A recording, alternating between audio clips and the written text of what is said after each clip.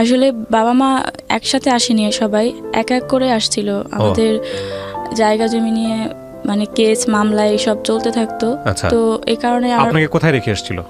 আমাদের বাড়িতেই। বাড়িতে বলতে আপনাকে কারো দায়িত্বে রেখে আসছে? না, আমাদের ঘরেই আমি থাকতাম। শুধু আপনি থাকতেন? জি। এটা কত বছর বয়সের গল্প? এটা ধরেন আমি যখন 2-3 এরকম সময়। একা একা? হ্যাঁ। রাতেও আপনি একা ঘুমাতেন? না, আমার আপারে হচ্ছে গিয়ে পাশেই বিয়ে দেওয়া হয়েছে। আপনার বড় আপাকে? হ্যাঁ। হ্যাঁ। তো ওখানে খাওয়া দাওয়া বা ওখানে রাতে থাকতাম, কিন্তু আমাদের বাড়ির দেখভাল বা আপনার দায়িত্ব ছিল। তখন আপনি ক্লাস 2-তে পড়েন? জি। স্কুলে যেতেন ওই সময়টাতে? হ্যাঁ, স্কুলে যেতেন। বাবা মা তখন ঢাকায় ছিল? জি।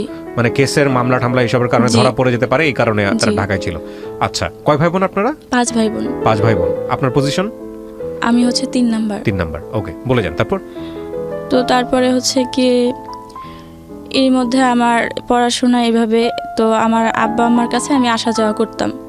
তারপরে আমি যখন 4-এ উঠি তখন আমিও ঢাকায় চলে আসি। আচ্ছা। ঢাকায় চলে আসার পরে এখান থেকে আমি 7 পর্যন্ত পড়াশোনা করি। তারপরে আমি বাড়িতে চলে যাই, আমার আব্বা আম্মাও চলে যায়। চলে যাওয়ার পরে ওইখানে আমি অনেক কষ্ট মষ্টে ওইখান থেকে আইসা যেখানে আমরা ছিলাম সেইখানে আইসা এইটা পরীক্ষা দিই। পরীক্ষা দেওয়ার পর 9 সালে আমি 8 পাস করি। আচ্ছা। তো তারপরে বাড়িতে যাওয়ার পরে আমার আব্বা যেটা বলে যে আমাকে মাদ্রাসায় দিবে। আমি 12 সালে হচ্ছে গিয়ে কওমি মাদ্রাসা থেকে কারিয়ানা পাস করি। তো তারপরে যখন কারিয়ানা পাস করি তখন এর মধ্যে আমার আব্বা হচ্ছে গিয়ে আমার চাচার জায়গা জমি বিক্রি করে দিবে। তো আমার চাচা আর ফুফি 2 জন মিলে তাদের জায়গা জমি বিক্রি করে দেবে, আমার আব্বাকে জানায়। তো আমার আব্বা তখন তো টাকা ছিল না, তো যেভাবেই হোক একজনের কাছ থেকে আপনার সুদের মাধ্যমে টাকা আনে। টাকা আইনা তারপরে ওই টাকা দিয়ে ওই জমিগুলো কিনে, আমার চাচার জমি আর হচ্ছে ফুফির।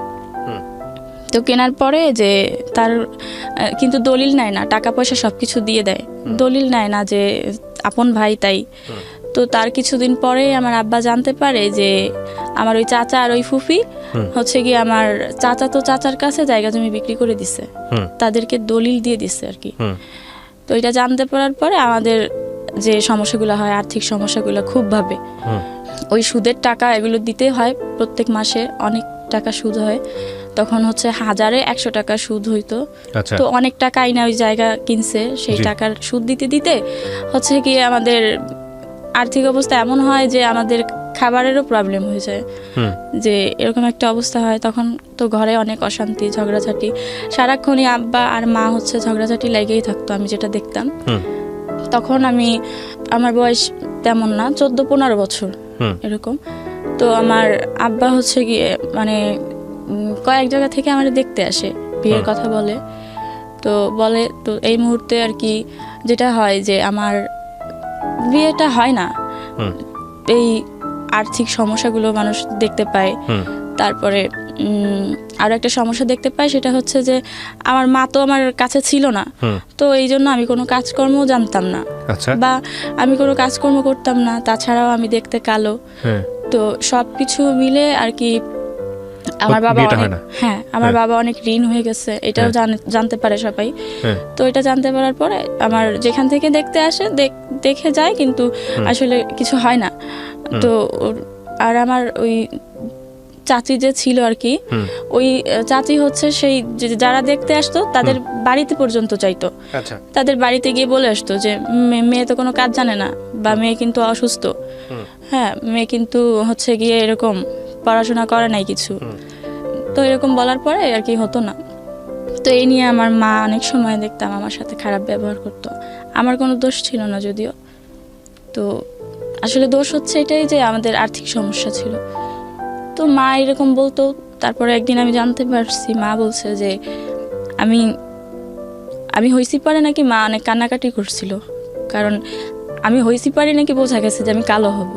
তো আমার ভাই বোন কেউ কালো নাই, তো আমি কালো হইছি এটা দেখার পর নাকি আমার মা কান্না করছিল, কাঁদছিল, এটা আমার একদিন বলছে। বলার পরে যখন বিয়েগুলো ভেঙে যাচ্ছিল তখনও আমার মা ওইভাবেই আমার বুঝাইতে চাইতেছিল যে তুই কালো হইছিস সেই কারণে। হ্যাঁ, আমি কালো হইছি সেই কারণে। তো এটা যখন আমি বুঝতে পারি তখন আমি আসলে বাড়ি থেকে চলে আসতে চাই, কিন্তু বাড়ি থেকে চলে আসবো আমি ওই সময় এটা বুঝতাম না যে আমি যে মাদ্রাসা নিয়ে পড়াশোনা করছি, এখানে তো কোনো সার্টিফিকেট নাই বা এই পড়াশোনার কোনো মূল্য নাই, বা এটা দিয়ে যে আসলে আমি আর কোনো কাজকর্ম করতে পারবো না বা চাকরি বাকরি করতে পারবো না, এটা কোনো সার্টিফিকেট হয় না, এটা আমি তখন বুঝতাম না। তো তারপরে 12 সালের শেষে সর্বপ্রথম আমার ঢাকায় আসা। আমার মা যেখানে ছিল ঢাকাতে, সেখানে একটা মেয়ের সাথে আমার পরিচয় ছিল। তো ওই মেয়ের মাধ্যমে আমি ঢাকায় আসি, ওর সাথে ফোনে কথা বলছিলাম। তো তারপরে ওর কাছে ঢাকায় আসি। তো আসার পরে সর্বপ্রথম আমি ঢাকায় আসার পরে ওর সঙ্গে, ঢাকায় আপনি আসলেন কত বছর বয়সে, কোন ক্লাসে পড়েন তখন? যখন আমি কারিয়ানা পাস করছি আমার বয়স 15 থেকে 16 বছর হবে। এটা কি আপনি ফ্যামিলির সঙ্গে আসলেন না একা একা? না, আমি একা একাই। একা একা কেন আসলেন ঢাকাতে? আপনি বলে এসেছিলেন যে আমি ঢাকায় যাচ্ছি? হ্যাঁ, বলে আসছি আমার মাকে। আমাকে অনুমতি দিয়েছে? অনুমতি বলতে মা তো যতই গরিব হোক তারা তো আসলে চায় না, কিন্তু ওই সময় দিতে বাধ্য, দিতে হবে বা আমি যাব এটা মানতে হবে। তখন বয়স কত আপনার আনুমানিক? 16 বছর। 16 বছর বয়সে আপনি ঢাকায় আসতেছেন। আপনার বাবা কোথায়? যে আমার বাবা বাড়িতে। আপনার বড় যারা ছিল তারা বোন না ভাই? সবার বড় ভাই, সে ঢাকাতে। তার সাথে আমার কথা হয়েছিল এই বিষয়ে। তার কাছেই আসতেছেন আপনি? না, তাহলে তার সাথে কথা হয়েছিল যে ওই যে মেয়েটার কথা বললাম, ওই মেয়েটা হচ্ছে মেঘনা লাইফ ইন্স্যুরেন্সে চাকরি করতো। তো ওই চাকরিটা ছিল এমন যে যদি একজন গ্রাহক করে দিতে পারে, মানে বিমা করাই দিতে পারে একটা, তো সেই ক্ষেত্রে ও 1000 টাকা কমিশন পাইতো। তো ও বলতো আমাকে, তো এটা আমি জানতে পারার পর ও বলছে যে তুইও করতে পারিস। তখন আমি আমার মাকে বলি যে তাহলে আমি ঢাকা চলে যাই, ঢাকায় গিয়ে আমি এই কাজটা করি ওর সাথে। ওই মেয়েটার নাম শিউলি ছিল। তো তখন বলে যে না, ওই শিউলির সাথে এই কাজ করতে যাবা, ও তো ভালো মানুষ না, ওর বাবা ছিল না তাই। তো পরে আমার ভাইকে বলি, তো ভাই বলার পরে বলে ও সব জানি না। মানে আমার ভাই আসলে ওই আমাদের এই আর্থিক সমস্যার কারণে আমাদের কাউকে আর দেখতো না, কারোর সাথে কথা বলতো না, কে কি করছে এটা নিয়ে ওর কোনো ইন্টারেস্ট ছিল না, বিষয়গুলো অ্যাড্রেস করতো না। হ্যাঁ, তারপরে বলে যে ওগুলো আমি জানি না, তোর ইচ্ছা, ঢাকায় যাবি না কোথায় যাবি তুই যা। তো পরে আমি চলে আসি ঢাকায় ওর কাছে। তারপরে আমি যখন ওর কাছে আসি, ও আমাকে বলে যে এরকম প্রথম অবস্থায় হচ্ছে গিয়ে আমাদের এখানে একজন স্যার আছে, উনি হচ্ছে গিয়ে আমাদেরকে এই ট্রেনিং করাবে। তো কিভাবে ফিল্ডে কাজ করতে হবে বা কি, তুমি যে একটা বিমা করে দিবে একজন সদস্যকে, তো কত লাখ টাকার হতে হবে কমপক্ষে, সর্বোচ্চ কত হবে বা সর্বনিম্ন কত হবে, সেক্ষেত্রে তুমি কত টাকা কমিশন পাবা, এভাবে আমাকে বলে। তো বলার পরে আমি বলি যে আচ্ছা ঠিক আছে। এই বিষয় নিয়ে বুঝতে না বুঝতেই তখন আমার মনে হয় যে মানে আমি 2-4 দিন যখন ট্রেনিংয়ে যাওয়ার পর আমার এটা মনে হয় যে আসলে এই বিষয় নিয়ে আমি ফাওই ঘুরতেছি, এ কোনো কাজ হবে না। বরং আর এটা আমার মনে হয় যে এই কোম্পানিটা ভুয়া। এটা আমি একটু শুনতেও পারি যে এটা ভুয়া, বিমা টিমা করার পরে আসলে এটা পালাই যাবে। তো সেই ভয়ে আমি আর তখন ওইখানে কাজ করি না। বলি যে না ঠিক আছে, আমি এটা করব না, আমি যদি কোনো এমনিতে যদি কোথাও চাকরি টাকরি পাই, গার্মেন্টস ফ্যাক্টরি যা হোক করব, কোনো সমস্যা নেই। তখন আমি আরেকটা কোম্পানি ছিল, মানে একটা ফ্যাক্টরি ছিল আপনার, ওইটা হচ্ছে প্রিন্টিং, সেখানে প্রিন্ট করা হয় সব কিছু, কাপড় প্রিন্ট করা হয়। তো ওই প্রিন্টিংয়ে হচ্ছে গিয়ে আমি যাই। ওইখানে যাওয়ার পর ওরা নেয় আমাকে, নেওয়ার পরে আমি এখানে 17 দিন কাজ করি। কাজ করার পরে আমি হচ্ছে গিয়ে ওই যে 17 দিনই কাজ করে, যার সাথে আসলে কাজ করি, শুধু 17 দিনই কাজ করার পরে উনি বলে যে তুমি এত তাড়াতাড়ি কাজটা করতে পারলা, তো তোমাকে চলো স্যারের কাছে নিয়ে যাই। পরে ওই স্যারের কাছে আমি নিয়ে যাই যে ও তো এই মেশিনটা চালাইতে পারে। তারপরে আমি ওইখানে যাওয়ার পরে যখন স্যারের সাথে কথা বলা দেয়, তখন উনি হচ্ছে গিয়ে দেখার পরে আমাকে ওই কাজটা দেয়, বলে যে ঠিক আছে, ও তো তাড়াতাড়ি কাজ শিখছে, তার মানে অনেক ভালো কাজ করতে পারবে, এই কাজটা তাহলে দাও। ওইখানে কাজ করি। তো কাজ করতে করতে হঠাৎ করে এক সময় এই অফিসটা চলে যাবে হচ্ছে গিয়ে উত্তরা চলে যাবে। তখন বলে যে এটা তো উত্তরা চলে যাবে, তো তুমি কি যাবা উত্তরা? তো ওখানে তো আমি আরও কাউরে চিনি না, কেউই পরিচিত নাই। তখন বলি যে না, আমি উত্তরা যাব না। তখন উত্তরাতে আর আমি যাই না। তো ইতিমধ্যে যেটা হয় যে এই অফিসটা যখন চলে যাওয়ার পরে আমি অনেক দিন চাকরি ছিল না, এটা কিন্তু 13 সালে। তো চাকরি ছিল না, তো 2-3 মাস হয়ে যায় চাকরি নাই, আমি বসে থাকি। টাকা পয়সা পেতেন কোথায়, খাইতেন কি? এতদিন তো ওই যে ওইখানে চাকরি জমাইছিলেন, করতাম। এটা দিয়ে থাকতেন কোথায় আপনি? ওই মেয়েটার বাসায়। শিউলির বাসায়? জি। শিউলির আত্মীয় স্বজন বলতে কেউ ছিল না? বাবা ছিল না, মা ছিল। মা, শিউলি এবং আপনি তিনজন মিলে জি। একসাথে থাকতেন? জি কোথায় থাকতেন? আপনার পরিবার জানতো? জি জানতো? হ্যাঁ, ঠিকানা সব মায়ের জানতো? সাথে কথা হতো। ওকে, তারপর? তারপরে আর কি 2-3 মাস যখন কাজ থাকে না, তখন আমি এই বিভিন্নভাবে কাজকর্ম খুঁজি, বা একটা সময় দেখা যায় যে আমি আর টাকা দিতে পারতেছি না শিউলিকে। তো তখন অনেক কষ্ট হইতো, বা কি করব। তো এই কারণে একদিন আমি রাস্তায় বসে থাকি। হুম। তো বসে থাকি, পরে মানে চাকরি খুঁজতে খুঁজতে আমি আসলে একটু নার্ভাস হয়ে যাই। তো আমি বসে থাকি যে কি করব এখন আমি। তো ওই মুহূর্তে একটা লোক আসে, এসে আমাকে 2-3 বার জিজ্ঞেস করে যে তুমি এখানে অনেকক্ষণ ধরে বসে আছো, তো কি তুমি কি কোনো কাজকর্ম করো নাকি? তো তখন ওনাকে বলি যে না, আমার কিছু হয় নাই। তো উনি বলে যে আচ্ছা, বলতে পারো, তুমি বলতে পারো, সমস্যা নেই। তো তখন আমি বলি যে হ্যাঁ, আমি কাজ করি, বাট এখন কাজ নাই, বা আমি এরকম বসে আছি, চাকরি খুঁজতে গেছিলাম এক জায়গায়, তাই কষ্ট হয়েছে, তাই বসে আছি। তখন উনি বলে যে আচ্ছা ঠিক আছে, আমি হচ্ছে গিয়ে একটা গার্মেন্টসের পিএম, আমি হচ্ছে গিয়ে ওই গার্মেন্টসটার নাম বলে যে আমি তো এই গার্মেন্টসের পিএম, তো তুমি চাইলে এই গার্মেন্টসে ঢুকতে পারো। তখন আমি বলি যে আমি তো কোনো কাজ জানি না গার্মেন্টসে, বা গার্মেন্টস আমি কখনো দেখিও নাই। তখন উনি বলে যে আচ্ছা ঠিক আছে, তোমার জানা লাগবে না, আমাদের অফিসে এখন বর্তমানে একজন মেয়ে লাগবে যে নিডেল ম্যান পোস্টে নিডেল সাপ্লাই করবে। তো তোমাকে শুধু মেশিনের নামগুলো মুখস্থ করতে হবে, জানতে হবে। যখন যেই মেশিনের জন্য নিডেল নিতে আসবে, তখন ওই মানে ওই মেশিনের নিডেলগুলো তোমাকে সাপ্লাই করতে হবে, বাট ওইগুলো এন্ট্রি করে রাখতে হবে, এটা বলে। তো বলার পরে যে বলে যে কিন্তু ঠিক আছে, তোমার কাগজপত্র নিয়ে তুমি আমার সাথে যোগাযোগ করো। তখন আমি বলছি যে আমি আপনার সাথে যোগাযোগ করবো কিভাবে? বলে যে তো আমার ফোন নাম্বার তোমারে দিয়ে যাব, তুমি কালকে কাগজপত্র তৈরি করে আমায় ফোন দিবা। পরে আমি বলছি আচ্ছা ঠিক আছে। পরে আমি কাগজপত্র তৈরি করি, উনি যা যা বলে, বলার পরে ওনাকে ফোন দিই, উনি নাম্বার দিয়ে যায়। তো উনি আমাকে বলে যে আচ্ছা ঠিক আছে, আমি হচ্ছে গিয়ে এখানে আছি, জায়গার নাম বলে যে আমি মহাখালীতে আছি, তুমি আসো। তো আমি মহাখালীতে যাই কাগজপত্র নিয়ে। তো যাওয়ার পরে যেটা হয় যে উনি আমাকে বলে যে আচ্ছা ঠিক আছে, উনি গাড়ি নিয়ে আসে, হ্যাঁ বাইক নিয়ে আসে। তো উনি বলে যে তুমি বাইকে উঠতে পারো। তখন আমি বলি যে আচ্ছা, আমি তো বাইকে উঠবো, কিন্তু কেন, আমি হাইটে যাই, আর তো বেশি দূরে না। তখন উনি বলে যে না, গাড়িতে গেলে তো 1 মিনিট লাগবে, আর তুমি হাইটে গেলে মিনিমাম 20-25 মিনিট সময় লাগবে, আমার তো এত সময় তো মানে দেওয়ার মতো নাই। তো তারপরে আমি ওনার গাড়িতে উঠি। তো ওঠার পরে উনি হচ্ছে গিয়ে আমাকে নিয়ে যায়। তো তখন আমি চিনতাম না ওই জায়গা, এখন চিনি। তো আপনি এরকম একটা অপরিচিত লোকের কথা শুনে আপনি যাচ্ছেন, আপনার ভয় করলো না? জি, আমি গার্মেন্টসটা চিনি, তাই আমার ভয় করতো ভয় করে না। নাই? কিন্তু আচ্ছা। গার্মেন্টসে যেতে আমি হেঁটে গেলে যে রাস্তা দিয়ে যেতে হবে সেটা আমি চিনি, তাই আমার কোনো ভয় করে নাই। কিন্তু গাড়িতে উঠতে ভয় করতেছিল। তারপর? কিন্তু উনি বলে যে আমি তোমাকে এত সময় দিতে পারবো না, গাড়িতে উঠলে আমি নিয়ে যেতে পারবো। পরে উনি কোন দিক দিয়ে কোন রাস্তা দিয়ে নিয়ে যায় আমি জানি না, বাট ওইখানে যা নামার পর উনি বলে যে এটা হচ্ছে আমাদের গার্মেন্টসের হেড অফিস, এখানে স্যার বসা আছে, ওনার সাথে কথা বলবো। আর আমার এই নিচতলা থেকে শেখায় নাই যে তুমি কিন্তু তোমাকে দেখলে কিন্তু বলবে যে তোমার বয়স অনেক কম, ভুলেও বলবা না যে তোমার বয়স কম, তুমি বলবা যে তোমার বয়স হচ্ছে গিয়ে 21 বছর। তখন বলে, তো বলে যে আমি বলি 21 বছর, এটা কি উনি করবে? বলে আচ্ছা ঠিক আছে, 21 বছর বলতে হবে না, বলবা যে 18 বছর।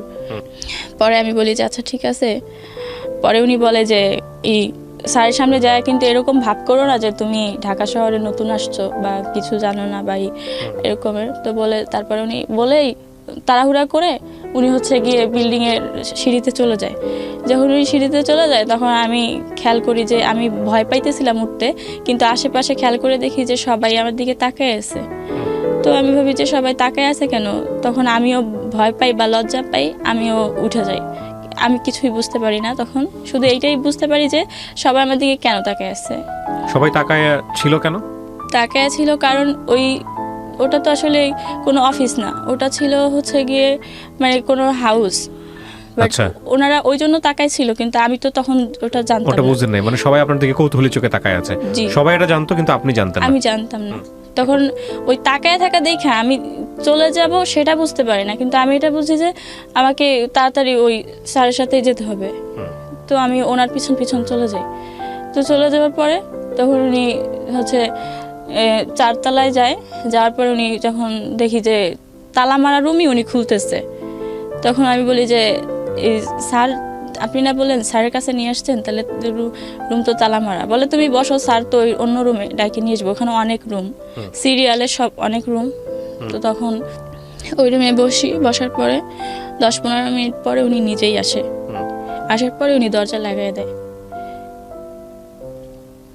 তারপরে তখন আমি সব কিছু বুঝতে পারি। তো তখনই উনি আমাকে রেপ করে। তারপরে আমি আর কোনো কথা বলি না। শাউট করলেন না রুমের ভিতরে যে আমি কিন্তু বাইরে শাউট করব বা এরকম চিল্লাচিল্লি করব? আমি দেখতে পাইছিলাম যে ওই আশেপাশের সবগুলো রুমে তালা মারা বা ভিতর থেকে লক করা, কোনো রুমে কোনো লোক ছিল না, এটা বোঝা গেছিল তখন, আমি দেখতে পাইছি। তো তারপরে আমি যখন কান্না করার পর উনি বলে যে কান্নাকাটি করে লাভ নেই, চাকরি বাকরি নিতে হলে এরকম করতে হবে। তারপরে আমি চিন্তা করি যে চাকরি আর করবো না। পরে ওইখান থেকে নাইমা আমি চলে যাই। আমি কিন্তু চিনি না ওই জায়গা। পরে ওনার গাড়িতে আর যাবো না। তো তখন আমি নাইমা যখন রাস্তা দিয়ে হাঁটতে থাকি, এরই মধ্যে বৃষ্টি নামে। আমি দেখি যে আমি ইচ্ছা করে বৃষ্টিতে ভিজি, কারণ আমার সারা শরীরে আমি দেখতে পাই যে আমার শরীরের রক্তই আমার সারা শরীরে। তখন আমি ইচ্ছা করে বৃষ্টি হচ্ছে কিন্তু আমি কোথাও দাঁড়াই না, বৃষ্টিতে হাঁটতে হাঁটতে বাসায় আসি।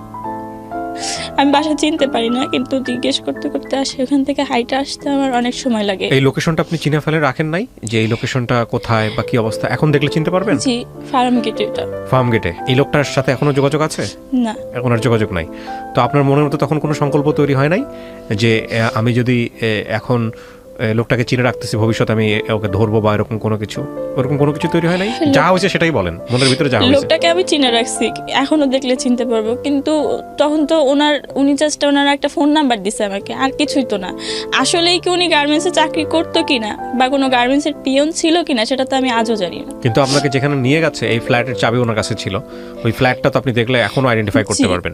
আমি এই গল্পটা শুনিয়ে, আমি জানি অনেক মানুষ এই গল্পটা শুনে, আমি কিছু আইডিয়ার জিনিসগুলো খুলতে চাই। প্রথম কথা হচ্ছে আপনি ঢাকা শহরে এসেছেন পেটের দায়ে, আপনার পরিবারও আপনি কালো বলে লাঞ্ছিত হয়েছেন, কিন্তু আপনার দ্বারা এরকম একটা ঘটনা ঘটলো।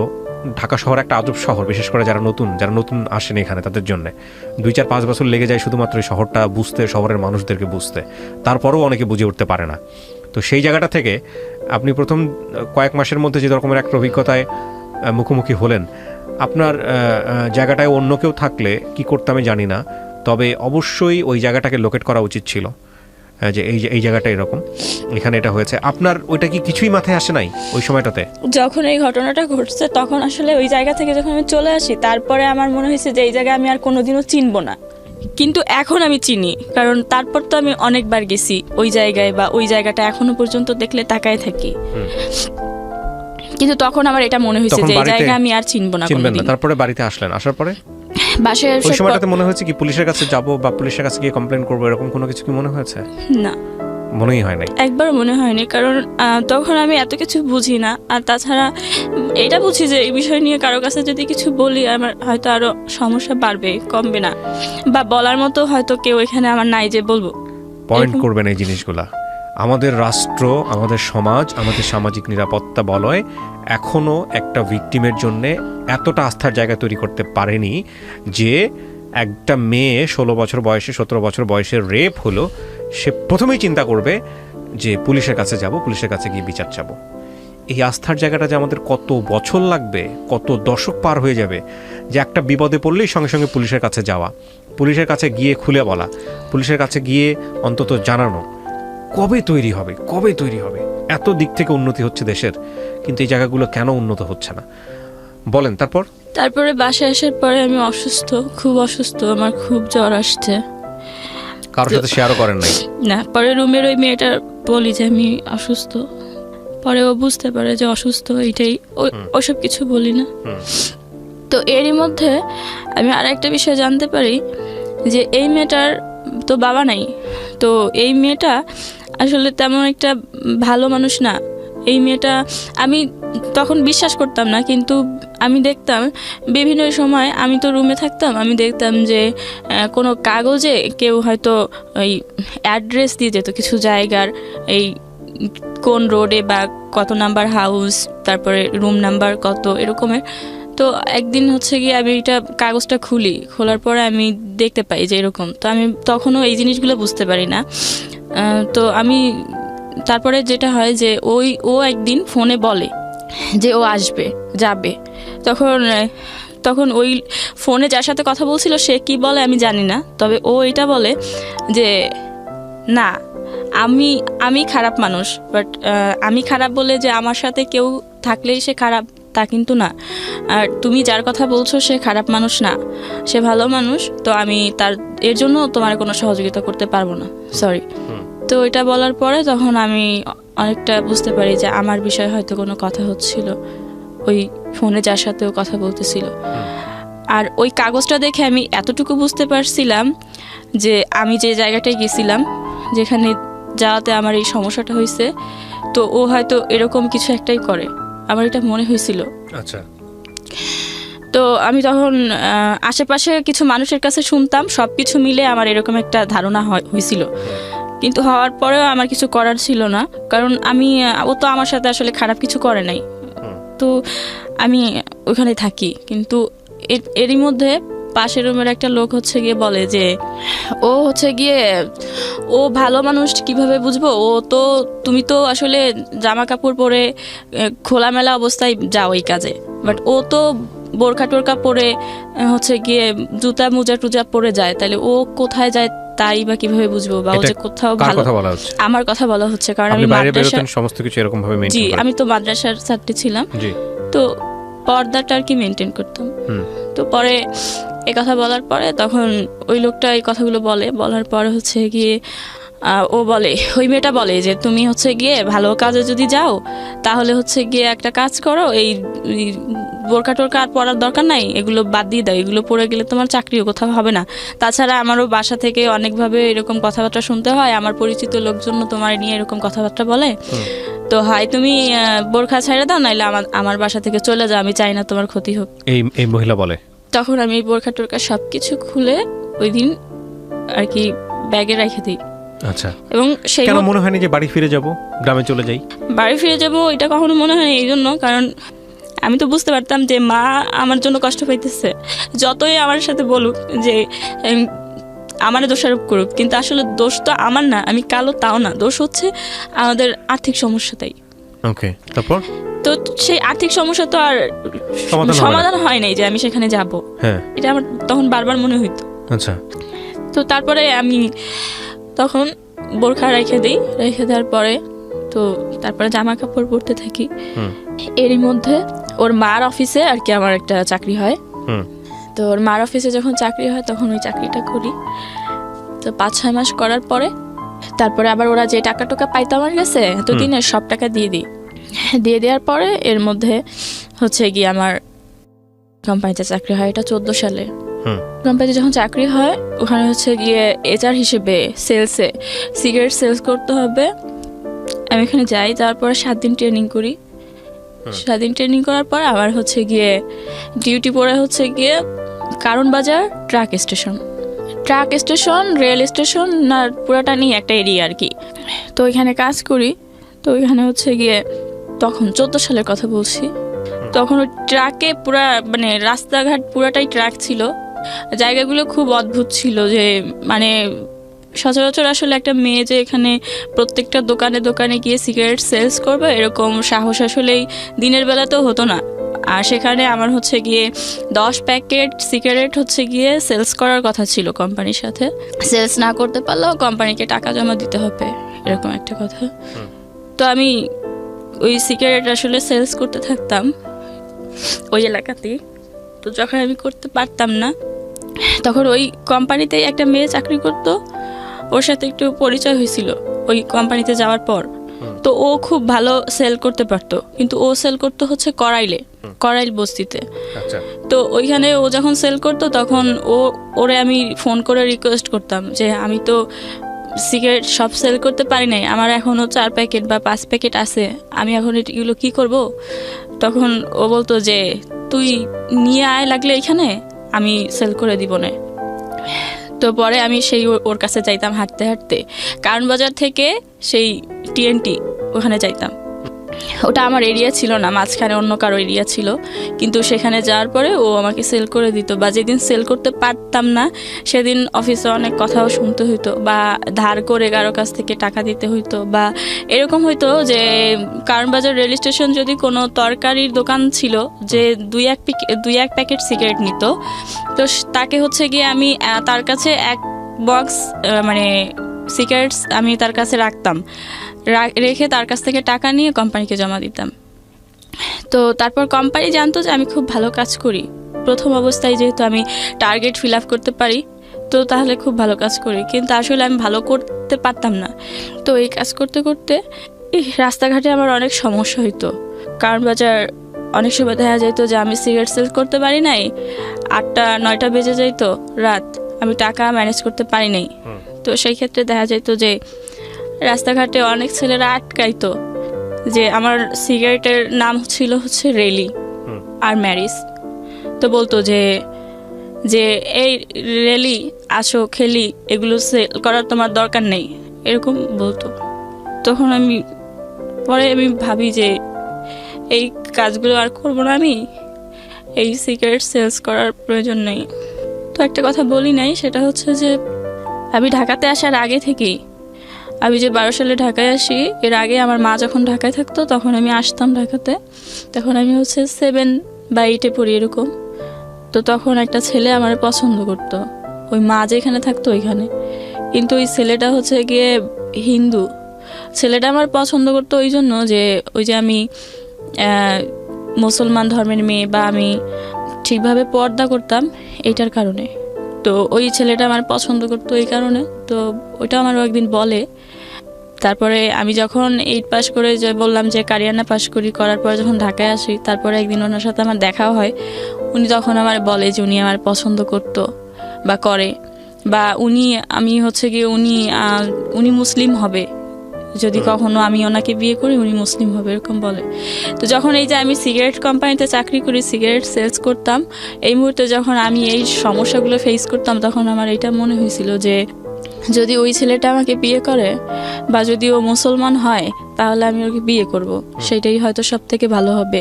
ওকে বিয়ে করে লাগলে চাকরি করব বা কাজকর্ম করব, কিন্তু আমি আর একা একা কিছু করতে পারতেছিলাম না। তো তখন আমার বয়স 17 বছর, আর তখন ছিল 15 সাল। প্রিয় দর্শক এবং শ্রোতা, তো তারপরে 15 সালে ওই ছেলেটা মুসলমান হয়। মুসলমান হওয়ার পরে হচ্ছে গিয়ে উনি আমাকে বিয়ে করে ইসলাম ধর্ম অনুযায়ী। ওকে, তারপরে বিয়ে করার পরে আমি আসলে ওই মানুষটাকে অনেক ভালো জানতাম। আমি তো আসলে মানুষটাকে তেমন চিনতাম না, বা তেমন কথাও কখনো হয় নাই। উনি হিন্দু ছিল, তাই ওনার সাথে তেমন কথা বলি নাই, বা এখানে তেমন কোনো প্রেমের সম্পর্কও ছিল না, জাস্ট পরিচিত ছিল অনেক বছর ধরে। ওই যে আমার আম্মুর ওখানে আসতাম যাইতাম ওটা। তো তারপরে বিয়ে করার পর যেটা দেখি যে উনি হচ্ছে গিয়ে গাঁজা খাইতো, তারপরে উনি হচ্ছে গিয়ে ইয়াবা খাইতো, এগুলোর নাম টাম তো আমি তখন জানতাম না, বাট এরকম কিছু খাইতো। তো গাঁজাটা হচ্ছে গিয়ে উনি রেগুলারই মনে হয় 2-3 বার খাইতো। এটা আমি খুব ভালোই দেখতাম যে আমার ঘরে বসে বা এইভাবেই উনি খাইতেছিল। আর ইয়াবাটা হচ্ছে গিয়ে হয়তো প্রতিদিন একবার বা একদিন পরে একবার এরকম। আচ্ছা। তো ওই গাঁজা আর ওই ইয়াবা খাইতো। তো উনি আপনার হচ্ছে বাড়ির গিয়ে, লোকজন অনুমতি দিয়েছিল আপনাকে ছেলেটাকে বিয়ে করার? আমি সেরকম কিছু বলি নাই, শুধু বলছিলাম কাউকে না জানিয়ে বিয়ে করেছেন আপনি? আমার আম্মুকে বলছিলাম, শুধু বলছিলাম যে এরকম। তো আম্মু ওই হিন্দু দেখে আর কি বলছিল যে এটা করিস না। তারপর যখন দেখি যে এরকম সমস্যা, উনি প্রত্যেকদিন এই গাঁজা টাজা এরকম খাইতো, বা উনি কাজকর্ম করতো না কোনো, যা কাজকর্ম করতো আসলে উনি তা ওনারই লাগে। তো দেখা গেছে যে ঘর ভাড়াও দিতে পারে না, তারপরে সংসার চালাইতে পারে না, এরকম একটা অবস্থা। তো বিয়ের 3 মাস পরে আমি বুঝতে পারি যে আমি অসুস্থ। হ্যাঁ, আমার মনে হয় যে আমি প্রেগনেন্ট। হুম। তো আমি বলি এটা একজনের সাথে যে আমি এরকম এরকম, তো সে বলে যে হয়তো তুমি প্রেগনেন্ট। হুম। পরে উনি বলে যে আচ্ছা ঠিক আছে, তুমি হচ্ছে গিয়ে ওষুধ খাও, ঠিক হয়ে যাবে। হুম। তো আমি ও যার সাথে আমার বিয়ে হয়েছে, আমার হাজব্যান্ড, ওনাকে বলি। হুম। বলার পর উনি বলে যে আচ্ছা ঠিক আছে। উনি আবার ফার্মেসি থেকে আর কি ওনার সাথে কথা বলে, তো বলার পর ওনার কাছ থেকে এই ওষুধগুলো আইনা আমাকে দেয়। হুম। তারপর ওই ওষুধগুলো আমি খাই। হুম। তো খাওয়ার পরে হচ্ছে গিয়ে 7-8 দিন পর্যন্ত আমি খুব অসুস্থ থাকি। ওষুধগুলো খাওয়ার পরে যা হয় তাও হয়, হুম। কিন্তু তারপরে আমি 2 মাস পরে আবার 2 মাস পরে হ্যাঁ হুম। আবার আমি দেখি যে আমি এরকম অসুস্থ। হুম। তো অসুস্থ এটা দেখার পরে আমি এবার ডাক্তার দেখাইতে চাই, কিন্তু তখন তো টাকার খুব সংকট, টাকা ছিল না বা টাকা থাকতো না। হুম। তো অনেক কষ্ট আসলে ডাক্তার দেখাইতে যাই। যার পর দেখি যে ডাক্তার দেখানোর পর দেখি যে আমি এরকম 3 মাস 13 দিনের প্রেগনেন্ট। তার মানে সেই দিন যে আমি অ্যাবর্শনটা করছিলাম বাসায় বসে, হুম। সেটা আসলে হয় নাই, ওটা থেকে গেছে। তো তারপরে এটা দেখার পরে ডাক্তার বলে যে আপনি এরকমের নার্ভাস মনে হইতেছে কেন, আপনার কি বিয়ে হয় নাই? হুম। তো আমি বলি যে হ্যাঁ বিয়ে হয়েছে। বলে তাহলে আপনি প্রেগনেন্ট, এটা দেখার পর আপনি কাঁদতেছেন কেন? হুম। তখন আমি বলি যে আমি তো এটা অ্যাবর্শন করে ফেলছিলাম, হুম। আর এটা কিভাবে রয়ে গেছে আমি বুঝতে পারি নাই, হুম। এটার জন্য আমার অনেক খারাপ লাগতেছে। পরে উনি বলে যে দেখেন, এই অ্যাবর্শন করেন না, এগুলো আপনারা যে ওষুধ খেয়ে অ্যাবর্শন করেন, এগুলোতে অ্যাবর্শন হয় না। শুধু শুধু আপনারা একটা মানুষের মারার চেষ্টা করেন, নিজেও মরার চেষ্টা করেন। হুম। তার চেয়ে ভালো যদি বিয়ে হয়ে থাকে, ওর যদি বাবা থেকে থাকে, তাহলে আপনি ইয়া করেন, বাবুটা রাইখে দেন। হুম। পরে বাসায় চলে যাই। বাসায় চলে যাওয়ার পরে এই বাবুটা 16 সালের অক্টোবরে আমার বাবুটা হয়। হুম। এর মধ্যে আমি কোনো ট্রিটমেন্ট নিতে পারি না বা আমি ডক্টর দেখাই না। জাস্ট একবার আমি ডক্টর দেখাই, দেখানোর পর আমি জানতে পারি যে বাবুটা আসলে উল্টো হয়ে গেছে। হ্যাঁ, আবার নাকি সিজার করতে হবে, নর্মালি ডেলিভারি হবে না। তো তখন এটা আপনার ওই ফার্স্ট হাজবেন্ডের ঘরেই? জি। হ্যাঁ, তারপর? তো বলে যে তোমার তো বয়স অনেক কম, 18 বছর এখন পর্যন্ত হয় নাই, অথচ বাবু হবে তোমার। তো আপনাকে বিয়ে করার পরে কি ওর শ্বশুর বাড়িতে নিয়েছিল? না, কারণ ছেলেটা তো ধর্মান্তরিত হয়েছে। হ্যাঁ, হ্যাঁ। তখন বলে যে তোমার তো এরকমের বয়স হয় নাই, এখন আবার তুমি এরকমের প্রেগনেন্ট, তো সেই ক্ষেত্রে তোমার তো বাবু হচ্ছে উল্টো হয়ে গেছে, তো তুমি তো এই সিজার ছাড়া কিছু করা যাবে না। হুম। তো তোমার অভিভাবকের সাথে কথা বলছো? তখন আমার মারে আমি ফোন করে বলি এইসব। হুম। তখন আমার মা বলে যে আচ্ছা ঠিক আছে, কান্নাকাটি করিস না, দেখি কিছু করা যায় কিনা। হুম। আর অ্যাবর্শন করানোর দরকার নাই, থাকুক। হুম। ডেলিভারির 1 মাস আগে হুম। আমার কাছে আসার পরে আম্মা হচ্ছে গিয়ে কিছু টাকা নিয়ে আসে, যে যদি মানে আর কিছু না হোক, ওর তো বাঁচাইতে হবে। যদি ডেলিভারি যদি কিছু না হয় বা যদি হসপিটালে নিতে হয়, সেক্ষেত্রে তো টাকা লাগবে। আর উনারা তো আসলে যা বলাই হয়েছিল যে টাকার জন্য, যে টাকা আমাদের কোনো টাকা নাই বা এরকম সমস্যা। হুম। তো মা ওই রকম প্রিপারেশন নিয়ে আসে। আসার পরে কিন্তু মা যে টাকা আনে এগুলো আর আমাকে বলে না যে টাকা আনছে বা কিছু।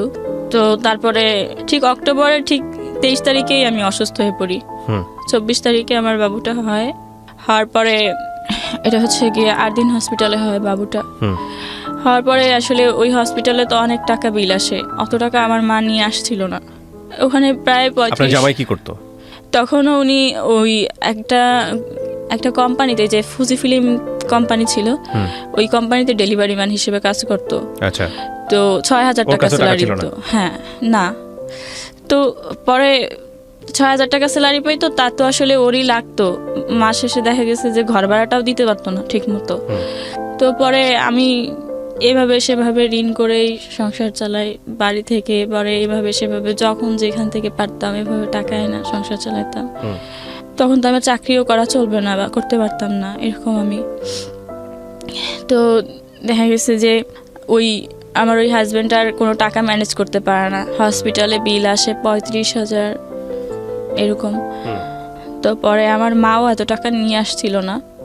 তখন আসলে ওই টাকার জন্য আমার ভাইয়ের কাছে বা আমার আব্বার কাছে বলে যে এরকম, তো টাকার জন্য এখন ওরে ছাড়াই নিতে পারবো না বাড়িতে, বাসায় বা এরকম। পরে বাড়ি থেকে টাকা এনে দেয় আমার আব্বা, মানে টাকাটা পাঠায়। সেটা ছিল আসলে লাভের উপরে টাকাটা। মানে সুদের উপর টাকাটা নেয়? হ্যাঁ, আনার পরে আইনা ওই টাকাটা দিছে। তারপরে ওইখান থেকে আমার সারে আনছিল 35,000 টাকা দিয়ে হসপিটাল থেকে। তো আনার পরে বাসায় আনছে। আমি এমনই অসুস্থ, বা আমার বয়স কম থাকাতে হয়তো বা আমার মানে পুষ্টি না থাকাতে হয়তো বা মানে আমি বাবুটার জন্য কিছু করতে পারতেছিলাম না তখন, এরকম অসুস্থ। তখনই বাবু হওয়ার পরেই বাবুরে বাইরের খাবার খাওয়াইতে হয়েছিল। তো তারপরে বাবুরে খাওয়াইতো আমার আম্মু। পরে আমার আম্মু হচ্ছে গিয়ে কয়েকদিন পরে বলে যে আমি তো আর থাকতে পারবো না, আমার এখন চলে যেতে হবে। আমি মা হিসেবে যতটুকু করার মনে হয় করছি, এখন আমি চলে যাই। পরে মা চলে যায়। চলে যাওয়ার পরে এই যে বাবুটা রেখে যায়, আমি দেখতাম যে বাবুর খাবারটা আমি ম্যানেজ করতে পারতাম না।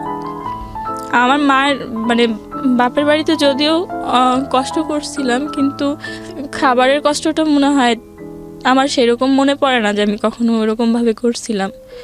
আর যতটুকু হয়েছিল আমার ওই চাচার জমিটা কেনার জন্য। কিন্তু এখানে আসার পরে প্রতিদিনই আমি অনেক কষ্ট করতাম, বা এভাবে আমার দিন যাইতো। কিন্তু বাবুটা হওয়ার পর যে কষ্টগুলো হইতো বাবুর, এগুলো আমি খুব সহ্য করতে পারতেছিলাম না, আমার খুব কষ্ট হইতেছিল। তো বাবুরে যখন খাওয়াইতে পারতেছিলাম না, এই বাপের বাড়ি চলে যেতাম, বাবুরে নিয়ে চলে যেতাম, সেখানে যা বাবুরে নিয়ে থাকতাম। বাপের বাড়ি বলতে? আমার বাপের বাড়ি, মানে গ্রামের বাড়ি চলে যেতেন শুধু বাবুর জন্য। আমি তো ওই যে বললাম যে আমি কখনোই যাই নাই।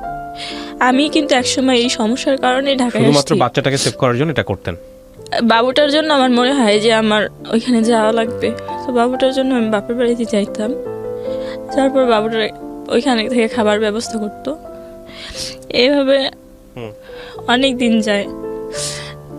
দেখা গেছে যে 6 মাস, 3 মাস, 4 মাস আমি ওখানে থাকতাম। থাকার পরে এখানে আসতাম। এখানে আসলে এইরকম অভাব ফেস করতে হইতো। তো পরে বেশি দিন আমি বাবুরে রাখিনি।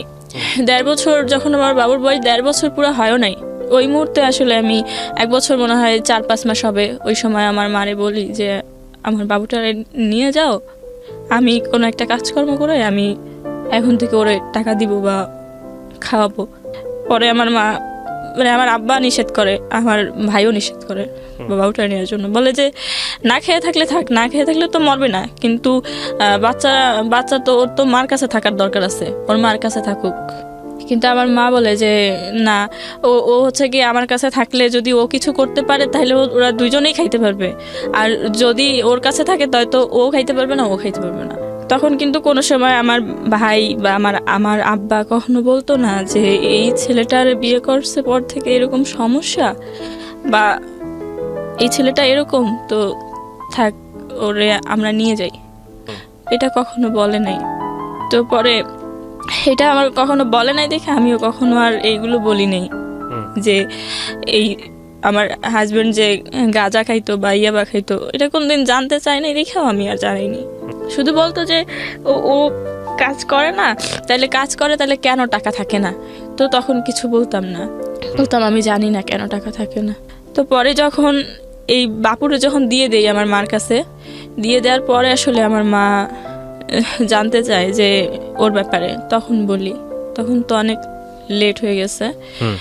তো ছেলে বাবু, জি, বলার পরে তখন মা বলে যে এখন আর কিছু করার নাই, এখন এইভাবেই থাকতে হবে, মেয়েদের জীবনে বিয়ে একটাই, আর বিয়ে হয়েছে তোমার তার কিছু আর কোনো পথ নাই, তো এটাই। তো আমার ওই হাজব্যান্ড শুধু এই 2টা সমস্যা না, ওর অনেক ধরনের সমস্যা ছিল। ও কাজ করতো না, ও প্রচুর পরিমাণ মিথ্যা কথা বলতো। ওর এত পরিমাণ মিথ্যা কথা আর এত পরিমাণ অন্যায় অপরাধ আসলে আমি আর নিতে পারতেছিলাম না।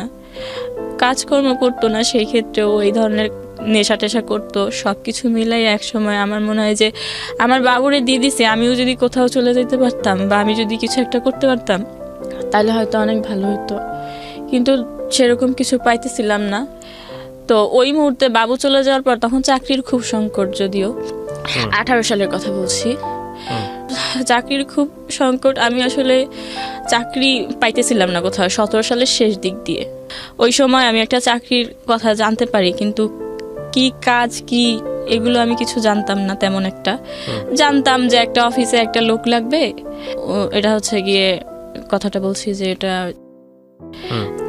সব কাজ করতে হবে, পরিষ্কার পরিচ্ছন্ন থেকে শুরু করে চাটা করে দেয়া বা সব কিছুই করতে হবে। হুম। তো আমি এই কাজ করতে চাই যে হ্যাঁ আমি করব। যখন যাই এই কাজ করার জন্য ওই অফিসে যাওয়ার পরে আমি কাগজপত্র দেই, পরে আমার ডেট দেয় যে আপনি আসেন 1 সপ্তাহ পরে আসেন এরকম বলে। তো বলার পরে ডিসেম্বরের 1 তারিখে আসলে আমার হচ্ছে গিয়ে চাকরি হয়। পরে করার পরে কিছুদিন পরে ওই অফিসে আর কি একজন পিয়ন ছিল, ওরা হচ্ছে অফিসিয়ালি কোম্পানির লোক।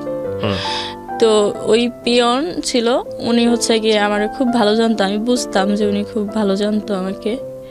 তো চাকরির পরে উনি যখন ওই লোকটা আমার খোঁজ খবর নিত সবসময় যে কেমন আছিস, ভালো আছিস কিনা, খাইছিস কিনা, বা তোর ছেলে কেমন আছে বা এরকম। তারপর ওনার সাথে আমার কথা হয়। তো একটা সময় ওনারে আমি বলি যে আমি সব কথা বলি যে আমার বাবু আছে বা আমার বাবু এরকম বাড়িতে বা এই সমস্যার জন্য আমি চাকরি করি বা আমার হাজব্যান্ড হচ্ছে গিয়ে এরকম, এটা বলি। কিন্তু আমার একটা কথা কিন্তু বলা হয় নাই, আমার হাজব্যান্ড যে ইয়াবা সেবন করতো সেটা করার পরে আসলে আমার সাথে আচরণগুলো কেমন হইতো। হ্যাঁ, এটা আসলে আমি ওয়াইফ, আমি শুধু উনি আমাকে একটা মেয়ে হিসেবে ইউজ করতো, এটাই আমি জানতাম। আমার কোনো ভালো লাগা খারাপ লাগা আমার কোনো কিছুই ছিল না। তো এই সব সমস্যা ফেস করতাম, কিন্তু এই সমস্যাটা ওই লোকটার কাছে আমি কখনো বলি নাই। শুধু ওই আমার হাজব্যান্ড যে আসলে নেশা টেশা করতো এই বিষয়ে, বা আমার বাবু বাড়িতে আমার বাবু আছে বা আমার সংসারের এই সমস্যাগুলো ওনাকে আমি মাঝে মাঝে বলতাম। তো আমি একদিন আসলে ওনার জানতে চাই যে আপনি কেমন আছেন, আপনি খাইছেন কি না। তখন উনি আমাকে একদিন বলে যে হচ্ছে গিয়ে হ্যাঁ আমি খাইছি, একটা রুটি খাইছি। আমি বলি যে একটা রুটি খাইছেন শুধু, আর কিছু খান নাই? বলে যে না, একটা রুটি শুধু খাইছি। তো আমি বলি যে কেন? বলে যে এই তো একটা রুটি খাইছি এই জন্য, টাকা বাঁচানোর জন্য। আমি বলছি রুটি দিয়ে কি কিছু খান নাই? বলে না, রুটি দিয়ে কিছু খাইতে গেলে তো টাকা লাগবে, তাই শুধু রুটিই খাইছি। তো পরে এটা শোনার পরে আমি ওদিকে তাকাই থাকি। উনি বলে যে, আমি বলি যে ও আচ্ছা ঠিক আছে, তো রাতের বেলা কোথায় খান? বলে রাতে বাসায় রান্না করে খাই, অফিসে তো দুপুরে তো অফিসে খাই, আর রাতে বাসায় রান্না করে খাই। আমি আচ্ছা রাতে বাসায় কি রান্না করেন? বলে রান্না করি ভর্তা ভাত। তো আজকে হচ্ছে গিয়ে তো তাও নাই, আজকে হচ্ছে বাসায় মনে হয় আধা পট চাল আছে আর একটা আলু আছে, তো এটা আজকে বাসায় গিয়ে খাবো, রান্না করে খাবো, পরে দেখি কালকে কি করা যায়। প্রিয় দর্শক এবং আলাপনে, তো এটা বলার পরে আসলে আমি ওনার দিকে তাকাই থাকি যে উনি দেখতে শুনতে এরকম একটা মানুষ, বোঝাই যাচ্ছে না যে ওনার উপরেও এই আর্থিক সমস্যাগুলো ভর করছে বা উনি এরকম সমস্যার মধ্যে আছে। কিভাবে এটা সম্ভব? তো উনি কি আমারে দেখে বুঝতে পারতেছে যে আমি কেন খাই নেই? পরে ওনার ওই কথাগুলো শুনে আমার মনে হয় যে আমিও তো এইরকম সমস্যায় ফেস করি, কিন্তু মানে নিজের মতো একজনকে পাওয়া গেল এরকম একটা অবস্থা। কিন্তু কখনো কাউকে বলি না, বা হয়তো আমাকে দেখলে বোঝা যায় না, যেমনটা আমি দেখতেছি যে ওনাকে দেখলে বোঝা যায় না।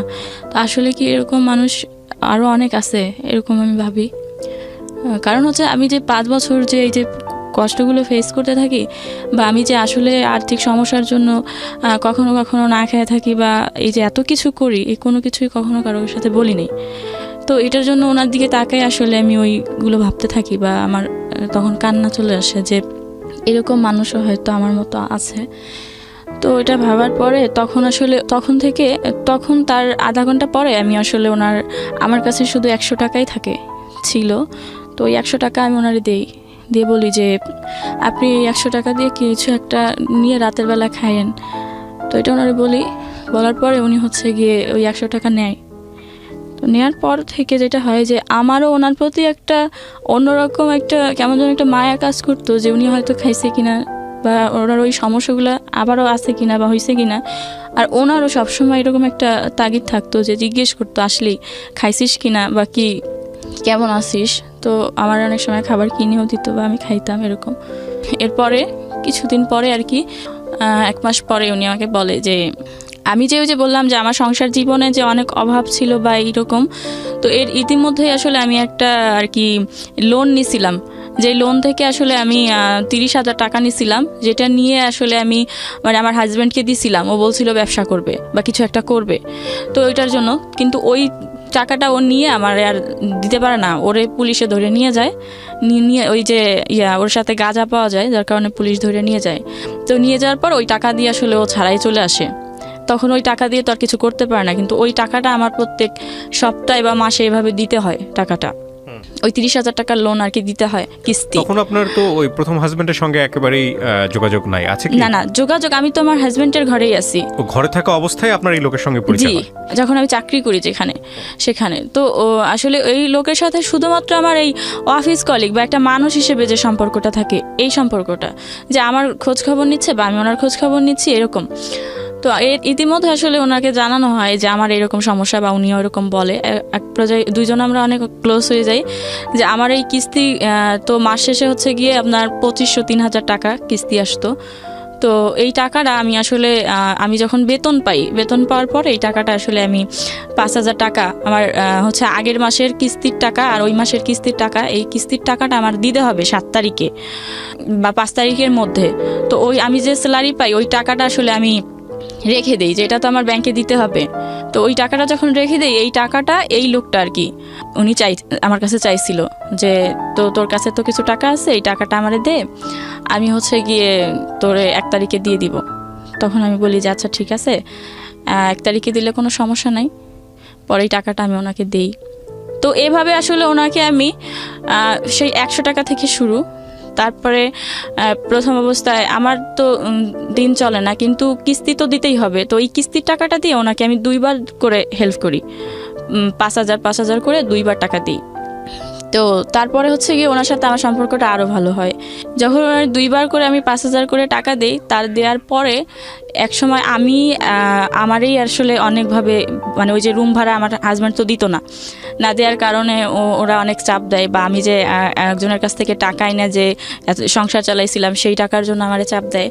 একসাথে সবাই যখন আমারে চাপ দেয়, আমি তখন এই টাকাগুলো দিব কোত্থেকে? তখন আমি ওনার কাছে 5,000 টাকা সহযোগিতা চাই, একবার মানে ধার চাই, যে আমাকে 5,000 টাকা দিতে হবে, আমি এরকম সমস্যার মধ্যে পড়ছি। তো উনিও আমার এই 5,000 টাকা দিয়ে সহযোগিতা করে। তো উনি যে আমার কাছ থেকে যে টাকাগুলো নিচ্ছিল সেগুলো কিন্তু উনি দিয়ে দিছিল, কিন্তু আমি যে ওনার কাছ থেকে 5,000 টাকা নিছিলাম ওই টাকাটা আমি আর দিতে পারতেছিলাম না। কিন্তু ওনার সাথে আমার খুব ভালো সম্পর্ক হয়ে গেছিল।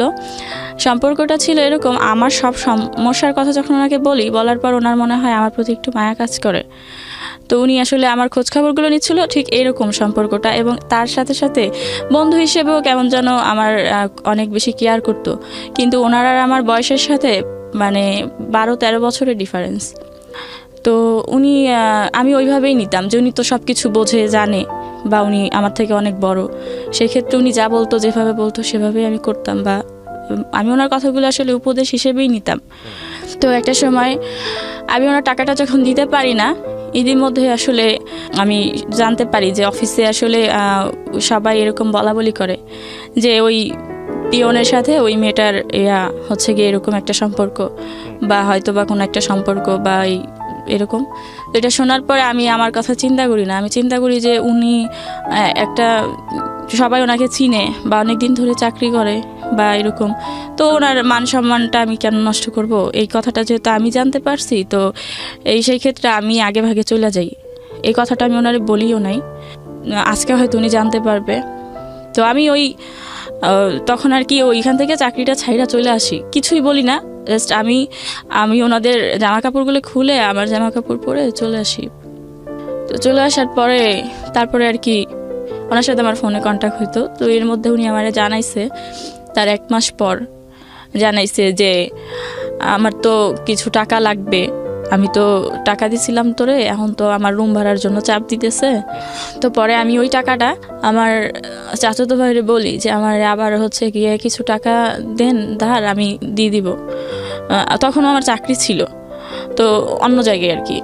তখন আমি ওই ভাইয়ার কাছ থেকে 3,000 টাকাই ওনার আমি দেই, আবার উনি আমার কাছে 2,000 টাকা পাইতে যায়। তো তারপর থেকে আসলে আমি যে জায়গায় ওনার জন্য যে চাকরিটা ছাইড়া দিয়ে যখন আইসে অন্য জায়গায় চাকরি নিই, ওই চাকরিটা নেওয়ার পর ওই চাকরিটা আমি 2 মাসের বেশি আর করতে পারি না। তো করতে পারি না পরে ওই চাকরি আমার চলে যায়, আমি আর কোথাও চাকরি পাচ্ছি না, কিন্তু আমার সমস্যাগুলো থাইকেই যাচ্ছে। ওই যে ব্যাংক লোন আমি দিতে পারতেছি না, তো উনি আমাকে প্রত্যেক মাসেই এই 3,000 টাকা ব্যাংক লোন হচ্ছে গিয়ে সহযোগিতা করতো। তো করতে করতে একটা সময় দেখা গেছে 3-4 মাস হয়ে গেছে, এভাবে ওনার কাছ থেকে অনেক টাকা নেওয়া হয়ে গেছে, কিন্তু আমি 1 টাকাও দিতে পারতেছি না বা দেই নেই। কিন্তু সম্পর্কটা আসলে এভাবে টাকার জন্য হয়তো নষ্ট হয় নাই।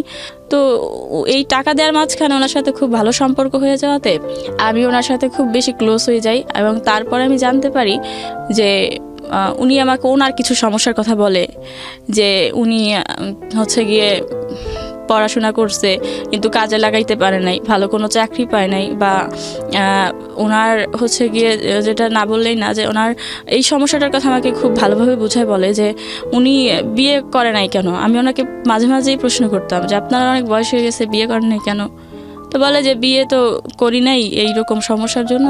তো সমস্যাটা কি একদিন উনি আমাকে বলে যে আমার তো এরকমের আমার শারীরিক সমস্যা, আসলে আমার সমস্যাটা খুব গুরুতর, এরকম অনেকবারই বলে, কিন্তু আমি আসলে বুঝতে পারি না, মানে কখনো বোঝারও চেষ্টা করি নাই যে আসলে কি সমস্যার কথা বলে।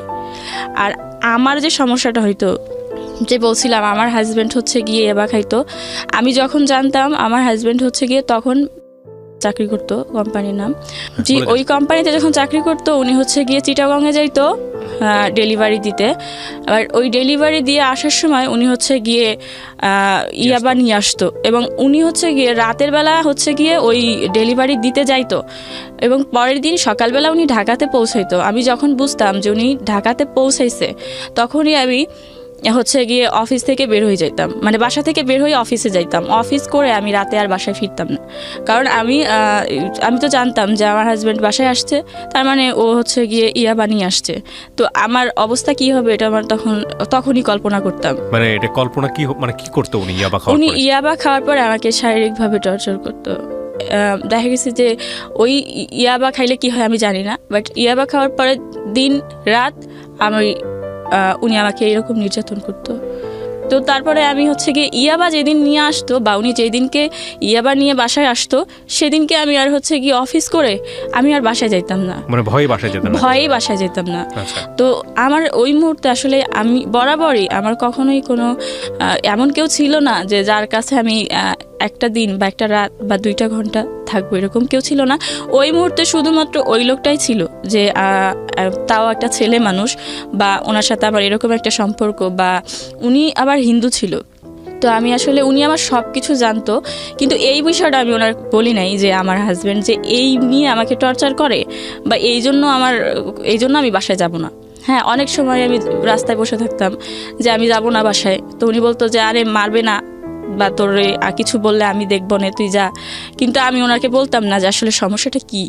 তো পরে একটা দিন এমন হয় যে আমি হচ্ছে গিয়ে উনি যখন সকালে আসে, ওই দিন আমার অফিস বন্ধ, কিন্তু আমি বলি যে আমার অফিস খোলা। তখন আমি গুলশানে চাকরি করি একটা চেকপোস্টে, তো ওখানে ওই চাকরিটা করি, বাট ওই দিনকে আমার অফিস বন্ধ ছিল।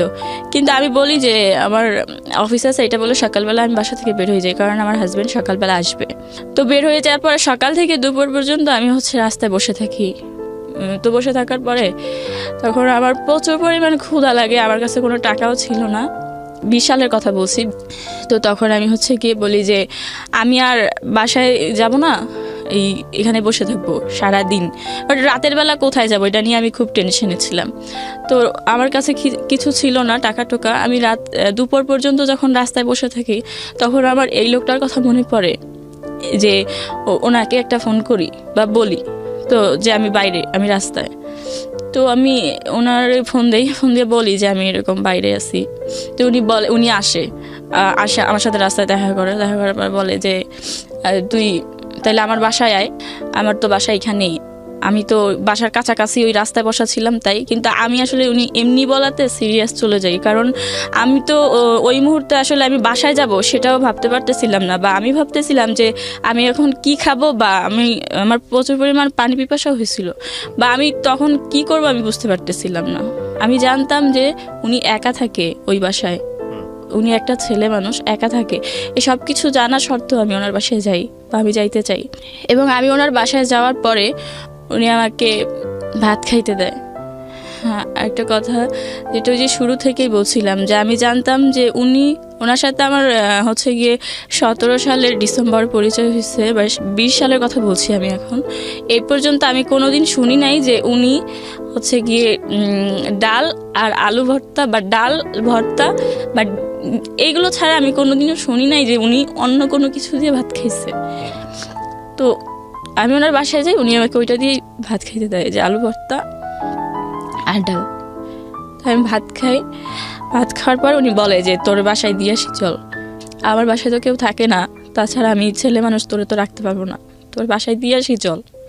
কিন্তু তখন আমি বলি যে আমি বাসায় যাব না, আমি ওইখানে থাকতে চাই। তারপর উনি বলে যে এখানে থাকিস না, আর তাছাড়া কেউ দেখলেও সমস্যা হবে, তোর আর আমার সম্পর্কের কথা তো কেউ জানে না, বাট এটা মানুষ তো অন্য চোখে দেখবে বা অন্যরকম হয়ে যেতে পারে, তোরে বাসায় দিয়ে আসি। কিন্তু আমি আসলে বাসায় যাই না, আমি ওইখানে থাকি এবং আমার ফোন টোন সব কিছু অফ। তারপরে আমি ওইখানে থাকি ওই দিন রাতে। ওনার সাথে আমার সম্পর্কটা ওই দিনই খারাপ হয় নাই, ওনার সাথে আমার সম্পর্কটা এরকমভাবে খারাপ হয়েছিল যে আমি যখন ওনার কাছে যাওয়ার পরে আমার মনে হয়েছে যে এই যে একটা আশ্রয় আমার সবেমাত্র আমার জীবনে মিলছে, যে আমি এইখানে এসে হয়তো থাকতে পারবো। কিন্তু তারপর থেকে যেই দিনই মনে হইতো যে আজকে আমার হাজব্যান্ড আসতেছে বা আসবে, ওই দিনই আমি বাসা থেকে পালাই আসতাম বা পালাই এরকম করতাম। তো দেখা গেছে যে আমার হাজব্যান্ডের কাছেও এখন আমি আরও বেশি নির্যাতিত, যে রাতের বেলা কই ছিলি বা কি করছিলি, তখন বলতাম যে আমার অফিসে হচ্ছে গিয়ে নাইট ছিল, রাতের বেলা কাজ করতে হবে, এরকমের বলতাম।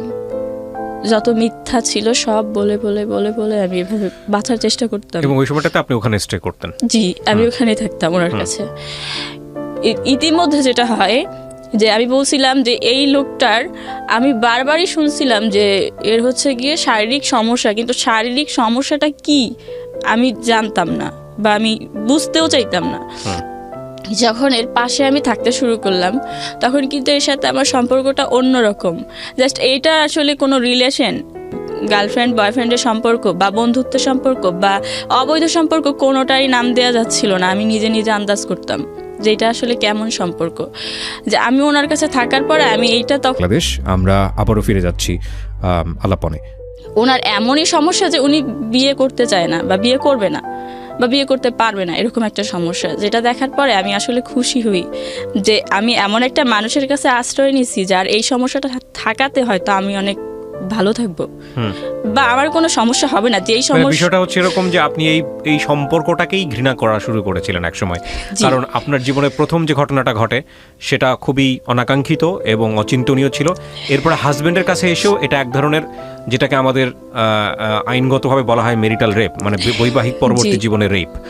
এবং এরপরে আপনার এই ধরনের সম্পর্কের প্রতি এক ধরনের ঘেন্না জন্মে গেছে, সোজা কথা যেটা বলি। ঘেন্না মানে আমার কাছে মনে হতো যে এটা এখন আমার হয়তো একটা রোগ হয়েছে, যে আমার দ্বারা এটা সম্ভবই না, মানে আমি এটা মন থেকে মানতেই পারতাম না, যেটা ওই ছেলেটার মধ্যে ছিল না বলে আপনার ওখানে ভালো লাগা শুরু হয়। ওখানে ভালো লাগা শুরু হয়। স্ট্রেঞ্জ স্টোরি দেখেন, যে আমি ভাবি যে এই লোকটার এই সমস্যাটা নাই, তার মানে 5-10টা ছেলের মতো ও আমার সাথে এমন করবে না বা ও তো করতে পারবে না। আমি মনে মনে অনেক খুশি হই যে ওর এই সমস্যাটা হয়েছে, ভালো হয়েছে। কিন্তু ও কিন্তু অনেক কষ্ট নিয়ে বলতো আমাকে, বা ওরে আমি এমনিতে অনেক ভালোবাসি। কিন্তু তারপরে আমি দেখতাম যে এই লোকটার এই সমস্যাটা, কিন্তু মানুষ হিসেবে ও এত ভালো। আমার জীবনে যেদিন থেকে আসছে সেদিন থেকে আমার কেয়ার করা শুরু করছে, যেটা ওইভাবে কেউ কোনোদিন করে নাই। টাকা দিয়ে, খাবার দিয়ে, আবার দেখাশোনা সব কিছু। আমি যে চাকরি করতাম ভিন্ন অফিসে, তখন ওনার অফিস ছুটি হইতো, ওনার অফিস 6টা বাজে ছুটি হইতো, 6টা থেকে উনি হাঁটা শুরু করতো। আমার অফিস রাত 9টায় ছুটি হইতো, সেখানে রাত 9টায় পৌঁছাইতো, তাহলে কতটা দূরত্ব। এবং 9টা বাজে আমার অফিস ছুটি হইলে আমার অফিস থেকে উনি আমার হাঁটতে হাঁটতে আমার বাসায় দিয়ে আসতো, সেখানে যাইতে 10:30 বাজতো। সেখান থেকে আবার উনি আমাকে দিয়ে ওনার বাসায় যেতে যেতে প্রায় 11টা 11:30 বাজতো। এতটা পথ উনি প্রত্যেক দিন আমাকে দিয়ে আসতো। তখনও আসলে ওনার আর আমার সম্পর্কের নাম দিয়ে যাচ্ছিল না, যেটা কি সম্পর্ক। এমন হয়তো যে আমার অফিসে গেছে আমার আজ্ঞায় নিয়ে আসার জন্য, বাট আমি সেখানে আমার অফিস থেকে বের হওয়ার পর আমি জানতে পারছি যে আমার হাজব্যান্ড আসবে। তখনই আমি ওর হাতে পায়ে ধরা শুরু করতাম যে আমি বাসায় যাব না, আমি তো তোমার সাথে যাব। তখন ও বলতো যে আরে তোর কি মাথা খারাপ, আমার সাথে যাবি মানে আমার সাথে প্রত্যেক দিন গেলে তো সমস্যা হয়ে যাবে। কিন্তু তখন বলতাম যে আমি তোমার সাথে যাব। তো একটা সময় ওনার কাছে যাইতে যাইতে যেটা হয় যে উনিও আসলে ওনার তো সমস্যা, কিন্তু উনি প্র্যাকটিস করতে থাকে প্র্যাকটিস করে, আর প্র্যাকটিসটা আসলে উনি আমাকে দিয়ে করে। যে আসলে ওনার যে সমস্যাটা, উনি আসলে এটা বুঝতে চাইছিল সমস্যাটা আসলে কি। উনিও সেই সময়টা আসলে প্র্যাকটিস করার মতন চিন্তাভাবনা নেয় বা করে আমার সাথে। কিন্তু সেই মুহূর্তে আসলে এমন হয়েছিল যে আমি তখনও আমার কাছে এটা মনে হইতো যে এটার থেকে আমার হাজব্যান্ডের যে নির্যাতনগুলো আমার সহ্য করতে হইতেছে তার থেকে তো এইটা ভালো, এটা আমার কাছে হয়তো ভালো, কারণ এটা তো খুব অল্প সময়ের জন্য, সাময়িক সময়ের জন্য, বা উনি তো আমার কোনো কষ্ট দিচ্ছে না, এরকম আমার মনে হতো। তখন আসলে আমার এটা মনে হতো না যে উনি আমার সাথে এটা করতেছে তো আমি এখন আসলে চলে যাই বা অন্য কিছু। হ্যাঁ, আমার মাঝে মাঝে মনে হতো যে আমি মরে যাই। আমি মাঝে মাঝে দেখা যেত যে আমি যদি কোনো সময়ও আয়নায় আমার নিজেরে দেখতাম, আমি প্রচুর পরিমাণে কান্না করতাম যে আমার জীবনে কেন এরকম, আমি আমি যেটা চাইতেছি না সেটা কেন বারবার হইতেছে। আমি তো চাইতেছি না আমার শরীর কেউ দেখুক, কিন্তু সেটা কেন দেখতেছে। তো তারপরে আমি ওনার হচ্ছে গিয়ে অনেক বেশি সম্মান করতাম, ওনার অনেক বেশি ভালোবাসতাম। এই ভালোবাসাটা কি ছিল আমি জানি না, কিন্তু ভালোবাসতাম যে উনি একটা ভালো মানুষ।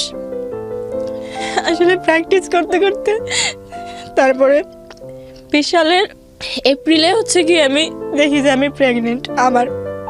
কিন্তু আমি তখন এইটা বুঝতে পারি যে এইটা তো আমার হাজবেন্ডের না, এটা তো ওই যে উনি আমার সাথে প্র্যাকটিস করতেছে এইটা। তখন আমি কি করব, আমার কাছে কোনো ওরকম মানে সবসময় আসলে আমার কাছে কোনো দিন টাকা থাকতো না। চাকরি করতাম, করার আগেই দেখতাম যে আমি তো বেতনের টাকা থেকে আরও 5,000 টাকা এখন আনতে হবে কোনো খান থেকে, না তো আমার বাসা ভাড়া বা আমি যে টাকা দিতে হবে এটা তো আমি দিতে পারতেছি না। তো সবসময় 5,000 টাকা কমই থাকতো, 6,000 টাকা কমই থাকতো, কোনোদিন 1 টাকা বেশি থাকতো না। তার মানে এটা তো আমার কাউরে না কাউরে জানাইতেই হবে। তো সেই সময় ওনাকে জানাই যে আমি এরকম। তো উনি ব্যাপারটা খুব সহজেই মাইনা নেওয়ার পর উনি বলে যে আচ্ছা ঠিক আছে, তুই হচ্ছে গিয়ে আবার মাফ করে দে, তুই অ্যাবর্শন করা, আর যত টাকা লাগবে আমি দিব।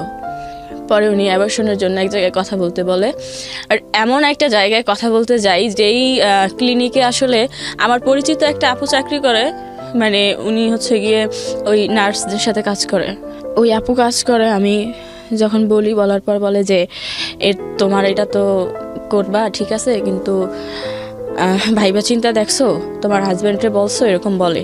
তো উনি বলে যে তোমার হাজব্যান্ডকে নিয়ে আসো, তার সাথে আগে কথা বলি, তারপরে এটা করবা কি না একটা ডিসাইড করব আমরা। পরে আমি বলি আমার হাজব্যান্ডও তো দরকার, তাই আমি বলছি আমি করব না। বলে তোমার দরকার না হলেও আমাদের দরকার আছে, হাজব্যান্ডের সাথে আগে কথা বলতে হবে। তখন আমি আর রাগ করে যাই না, কারণ হচ্ছে আমার হাজব্যান্ডটা তো আমি জায়গায় নিতে পারবো না, উনি তো আমার হাজব্যান্ডটা চিনে। তো সেই মুহূর্তে আমি এখন কিভাবে নিব, কাকে নিব, তো ওইটা আমি তখন হচ্ছে গিয়ে এড়াই যাই বিষয়টা। এই বিষয়টা তখন আমি আর মাথায় নিই না, যে আমার জীবনে যা আছে হবে। আমি আর এত কষ্ট সহ্য করতে পারতেছিলাম না ওই মুহূর্তে, এই বিষয়টা আমি পুরো বাদ দিয়ে দিই। হ্যাঁ, আমার মনের মধ্যে সবসময় আমার জ্বালাতন করতো যে এটা আমি ভিতরে আছে, আমি এখন এটা কি করব, কিন্তু কিছু করতে পারতেছিলাম না সেই মুহূর্তে। টাকা, সাপোর্ট, আরও অনেক কিছুর দরকার, এবং আমার চাকরিটাও তখন চলে যাবে যদি আমি করতে যাই।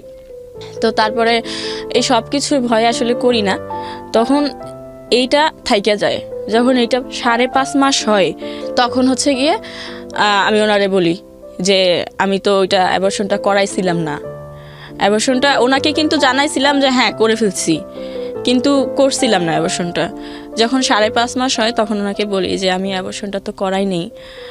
তখন উনি বলে কি বলতেছিস, তুই কি বলতেছিস, তুই এখন পর্যন্ত অ্যাবর্শন করাস নাই? উনি অনেক উত্তেজিত হয়ে যায়। তখন আমি বলি যে হ্যাঁ আমি অ্যাবর্শনটা করাই নাই, আমি এটা করাইতে পারবো না। উনি বলতেছে যে কারণ কি? আমি বললাম যে আমি তো ওইখান থেকে ওরা বলে যে হাজব্যান্ডে লাগবে, এই সেই, আমি হাজব্যান্ডে কোত্থেকে নিয়ে যাব বা কি। তখন উনি খুঁজতে থাকে যে কোথায় অ্যাবর্শনটা করানো যায়, কিন্তু উনি খুঁজে কোথাও করতে পারে না। 5.5 মাসের কেউই অ্যাবর্শন করতে চায় না, করবে না বলে করব না। তা আমার তো ওনার বাসায় যাওয়া আসা ছিলই। তো আমি এর মধ্যে এই প্রেগনেন্টটা যখন হয় তখন আমি আসলে একটু মানে আমার নিজের প্রতিও কেমন যেন একটা ঘেন্না হয়, বা ওনার প্রতিও একটু অন্যরকম হয়ে যায় যে এরকমটা আবার হয়েছে। তো পরে হয় যে যেটা হয় যে যার কারণে এই অ্যাবর্শনটা আমি করানোর খুব বেশি তাগিদ দিতাম না, যে আমি লাগলে মরে যাব বা এরকম কিছু, কিন্তু আর এসব করতে যাব না বা নিজের জন্য আর কিছু করব না। তো তারপরে উনি হচ্ছে গিয়ে এক জায়গায় কথা বলার পরে কাজ হয় না। পরে উনি আমার হাতে পায়ে ধরে যে তুই এই অ্যাবর্শনটা করা, আমার ভুল হয়ে গেছে, আর তুই এই অ্যাবর্শনটা করা, দেখ কোথাও অনেক টাকা নিয়েও বা কোনো কিছু করে যদি করে। পরে আমি এক জায়গায় কথা বলার পরে বলে যে এটা তো আর এখন ওইভাবে হবে না, এটা এখন ডেলিভারির মতোই হবে, যেহেতু অনেক বেশি সময় হয়ে গেছে, তো সেই রিস্ক নেবে কে? তুমি সেই রিস্ক নিয়ে যদি কিছু হয় আমরা দায়ী না, আর তুমি করতে পারো। আর সেটাও এটা আমার ক্লিনিক জানবে না, মানে আমি এই মেডিসিনটা তোমাকে বাইরে থেকে দিব এবং আমি সব কিছু তোমাকে বলে দেব, তুমি কোথায় গিয়ে করবা এটা তুমিই ভালো জানো, আমি জানি না।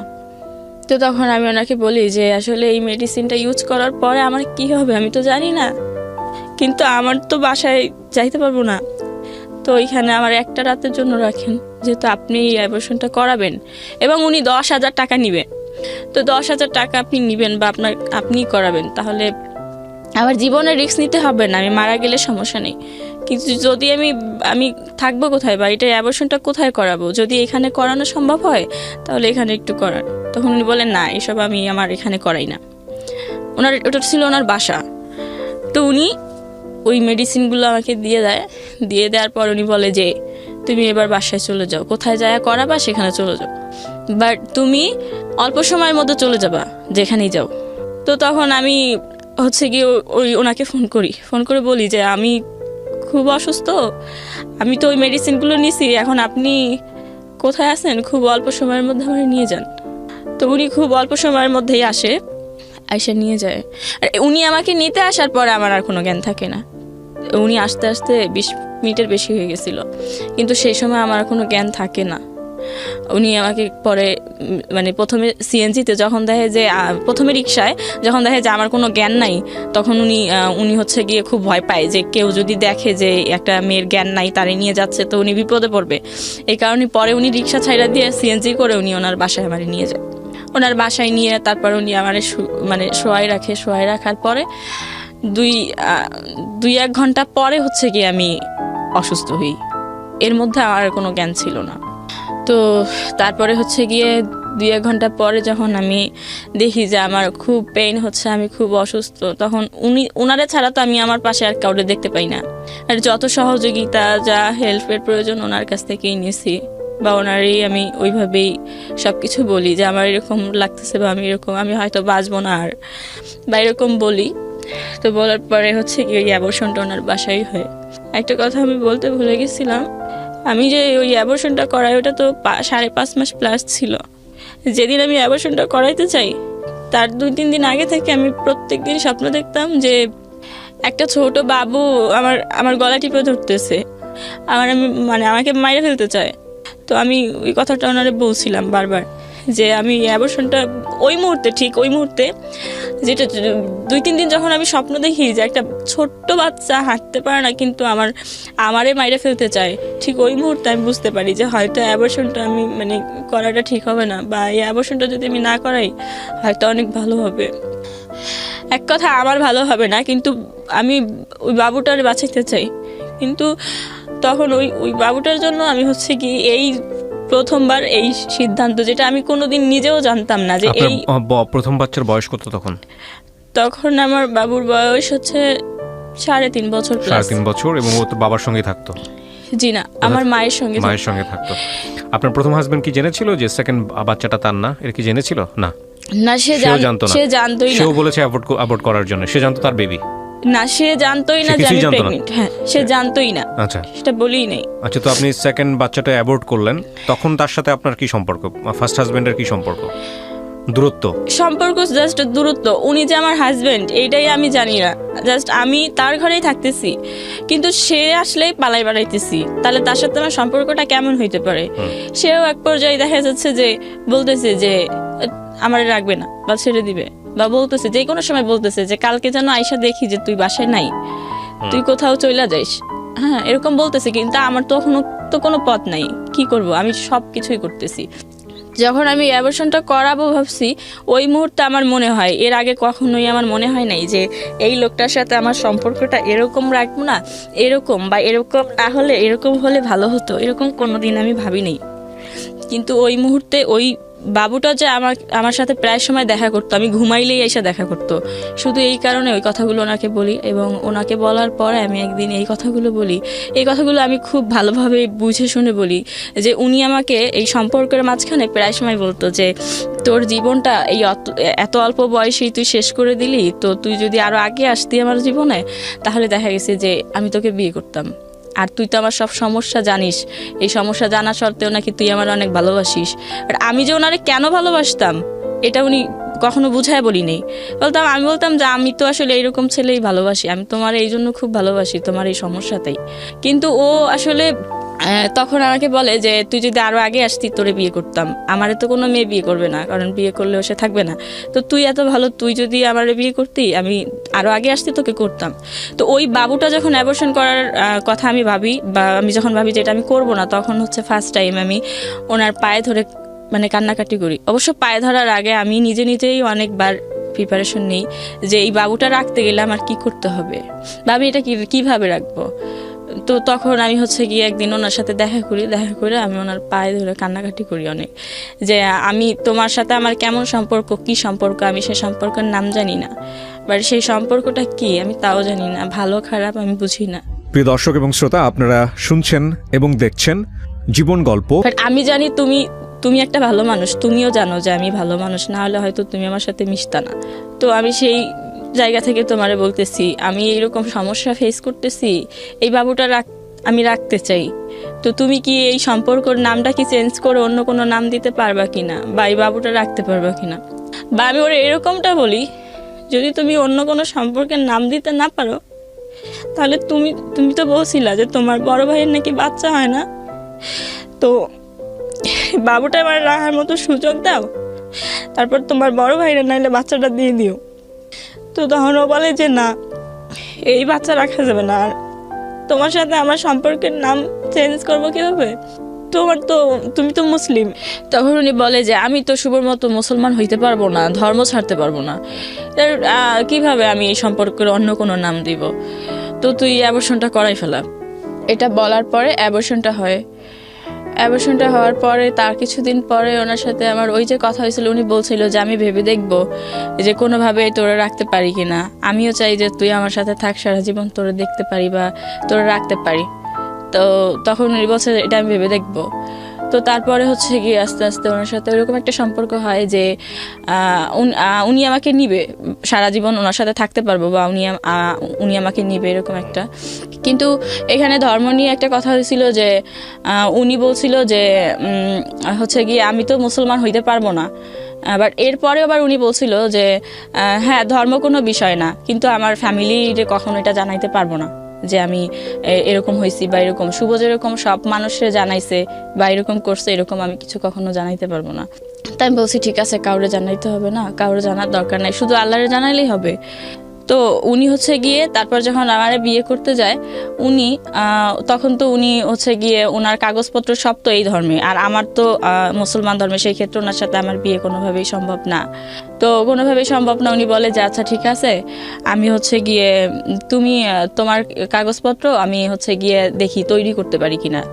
তো উনার হচ্ছে গিয়ে আমি এগুলো জানতাম না, উকিলের মোহরি ওনার হচ্ছে গিয়ে বন্ধুর মতো, তার সাথে সব কিছু শেয়ার করার পরে আমার বার্থ সার্টিফিকেট তৈরি করে ফেলে। বাট আমার ঠিকানা বা আমার কোনো কিছু না, উনি আমার জাস্ট এইটা প্রমাণ করতে চায় যে আমি হিন্দু, ঠিক আছে, এরকম একটা বার্থ সার্টিফিকেট তৈরি করে ফেলে। তারপরে ওই বার্থ সার্টিফিকেট দিয়ে ওনার সাথে আমার বিয়ের কাগজটা আর কি, ওই বার্থ সার্টিফিকেটগুলো বা আমার ছবি টবি সব কিছু যখন ওই মোহরির কাছে দেওয়ার পরে উনি হচ্ছে গিয়ে আপনার এই বিয়ের কাগজটা তৈরি করে ফেলে। এবং বিয়েটা হচ্ছে হিন্দু ধর্ম, মানে আমি পড়ার পর দেখি যে, বা আমি যখন সিগনেচার করি তখন আমি দেখি যে বিয়েটা আসলে হিন্দু ধর্ম অনুযায়ী হয়েছে, বা হিন্দু এরকম একটা। তখন আসলে আমার হাজব্যান্ড যে সে সব কিছু জানিয়ে গেছিল যে আমি এরকম হয়েছিলাম, বা ওর সাথে আমার এরকম একটা সম্পর্ক, সব কিছু জানিয়ে গেছিল। তো সেই মুহূর্তে সে শুধু বলতেছে, সে তো আগেও সবসময় বলছে যে তুই চইলা যা, আমি যেন বাসায় এসে তোরা না দেখি, এরকমটা বলতো। তো সেই মুহূর্তে হচ্ছে গিয়ে আমি একদিন উনি হচ্ছে গিয়ে করে যে আমার সমস্ত কাপড় চোপড় সব কিছু যা কিছু থাকে সব ময়লার ঝুড়িতে নিয়ে ফেলায় আসে, যে তুই আর এই বাসায় থাকবি না। আমি বাসায় এসে যদি তোরে না পাই, তাহলে তুই থাকলেই কি না থাকলেই কি, তো তোর দিতে আমার কোনো লাভ হবে না, তার চেয়ে ভালো তুই কোথাও চলে যা। তো ওই মুহূর্তে আমি চলে আসি ওনার কাছে, এবং ওনার কাছে চলে আসি। সেই দিন ওনারে বলিনি, শুধু বলছিলাম যে আমি তো অনেক সমস্যার মধ্যে আছি, আমি মরে যাওয়ার পরে আর আমার নিলে কি হবে, আমি বাইচা থাকতে থাকতে চেষ্টা করে দেখেন একবার আমার নেওয়া যায় কি না। আমি মরে গেলে অনেক আগেই মরে যেতাম, কিন্তু আমি বাঁচতে চাইছিলাম, বারবারই বাঁচতে চাই। তো ও তখন বলে যে আচ্ছা ঠিক আছে। পরে ও একটা বাসা দেখে ওই বাসায় আমার নেয়। আর ওই কাগজপত্রগুলো ও করে, তখন ও আমার সাথে ওর কাগজ নিয়ে একটা কথা হয় যে হিন্দু ধর্মে কেন এই কাগজগুলো হয়েছে, বা বিয়েটা কেন হিন্দু ধর্মে। আর ও কিন্তু এই কথাটা আমার বলে যে এটা জাস্ট আমার ফ্যামিলি দেখবে, আমি কি সেটা তো আমার ফ্যামিলি জানে, আর আমি এখন কি হব সেটা তুমি জানবা। বাট এগুলো যে সবাইরে জানাইতে হবে, শুনাইতে হবে, এমন তো কোনো কথা নাই। কাগজে তো প্রমাণ হবে না যে আমি আসলে কে। তো এরকমটা বলে। তো যখন ওই বাসা নেই, বাসা নেওয়ার পরে হচ্ছে গিয়ে ও ওই বাসায় আসে, বা আমার কাপড় চোপড় নিয়ে আসি, আমি আর ওই বাসায় থাকি। তো ওই বাসায় থাকি, ও হচ্ছে গিয়ে দেখি যে ও কোনো কাপড় চোপড় টোপড় কিছু তেমন আনে নাই, বা 2-1টা কাপড় চোপড় এরকমটা, বা ওর যে বাসাটা ছিল সেই বাসায় ওর সব কিছু আছে, ওগুলো ও ছাইরে আসে নাই। তো আমি হচ্ছে গিয়ে তখন ওর কিছু বলি না এই বিষয়ে। দেখি যে ওর কাপড় চোপড় বা কাগজপত্র ওর কোনো কিছুই এই বাসায় আনে নাই। তো এভাবে থাকতে থাকি ওর সাথে। কত সালের ঘটনা এটা? এটা 20 সালের জুন। আচ্ছা, এবার আমি কয়েকটা কোশ্চেন করবো আপনাকে। আপনার পুরো গল্পটা আমি বুঝে গিয়েছি, তারপর আমি কয়েকটা কোশ্চেন করে এন্ডিংয়ের দিকে যেতে চাই। আপনি কি এখন ওর সঙ্গে আছেন, নাকি ছাড়াছাড়ি হয়ে গেছে? ছাড়াছাড়ি হয়ে গেছে, ডিভোর্স হয়ে গেছে। প্রথম হাজবেন্ডকে আপনি ডিভোর্স দিতে পারেন নাই বা দেন নাই? দিয়েছিলেন? না, দেন নাই। আচ্ছা, কি করেন আপনি বর্তমানে? আমি বর্তমানে কিছুই করি না। কিছুই করেন না? থাকেন কোথায়, মানে কিভাবে আছেন? খাওয়া দাওয়া, একটা মানুষের তো অ্যাটলিস্ট 3 বেলা খেতে হলে কিছু রোজগার করতে হয়, এগুলো সাপোর্ট পান কোথায়? এগুলো সাপোর্ট হচ্ছে গিয়ে আমি নভেম্বরের 27 তারিখে হচ্ছে গিয়ে 24 তারিখে হচ্ছে গিয়ে ডিভোর্স হয়েছে।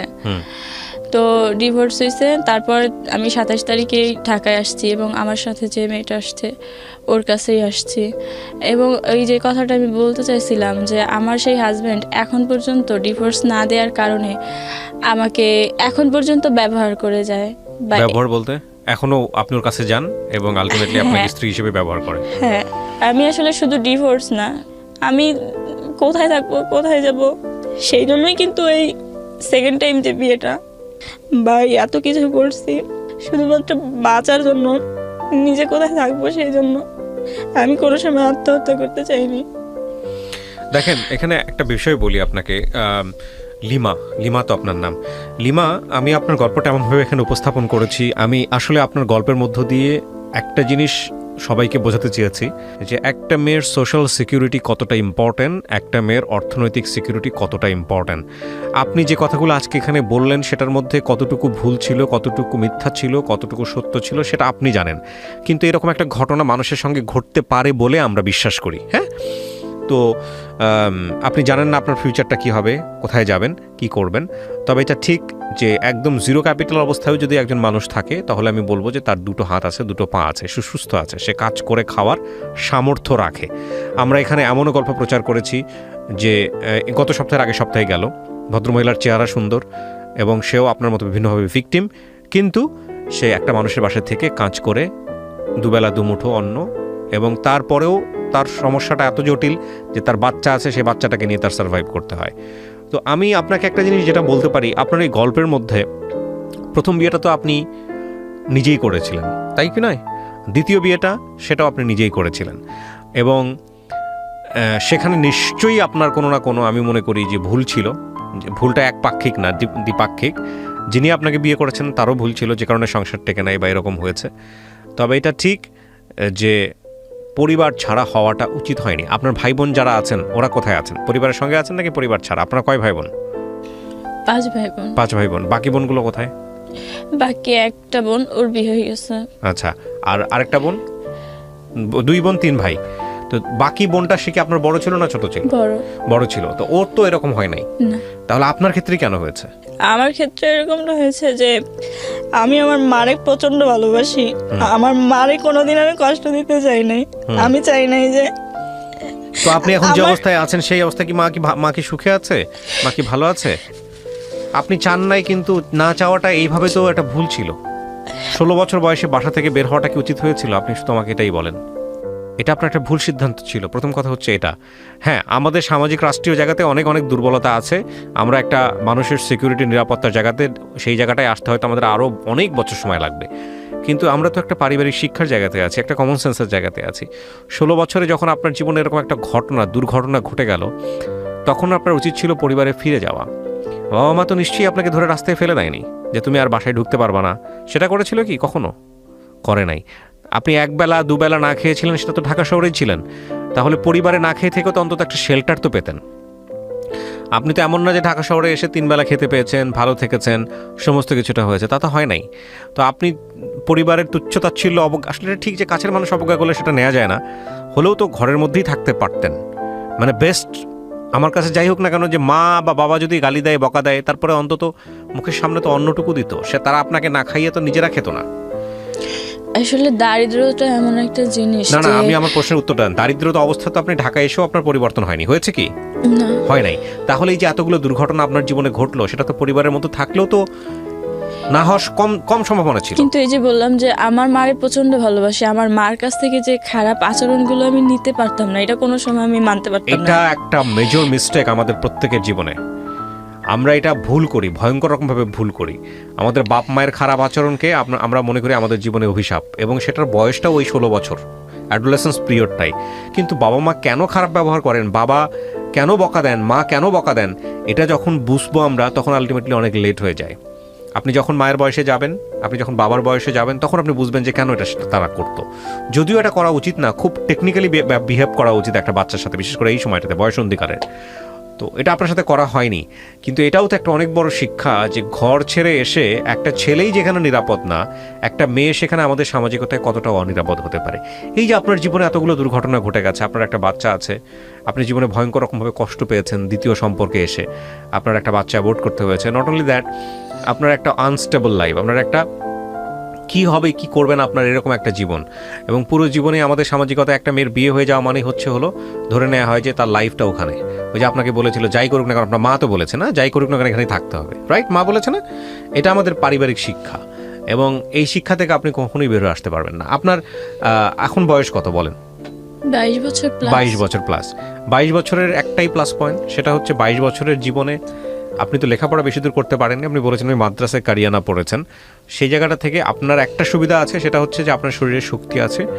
আপনি চাইলে এখন যেভাবেই হোক পরিশ্রম করে, গার্মেন্টসে হোক বা অন্য কোথাও হোক, কাজ করে দুবেলা দুমুঠো অন্ন জোগাড় করতে পারবেন নিজের জন্য। এটা ঢাকা শহরে খুব একটা কঠিন কোনো কিছু না। প্রথম কথা হচ্ছে এইটা। কাজ নাই ঢাকা শহরে, কেউ আপনাকে কাজ দিচ্ছে না, এইটা আমি বিশ্বাস করব না, ডেফিনেটলি করব না।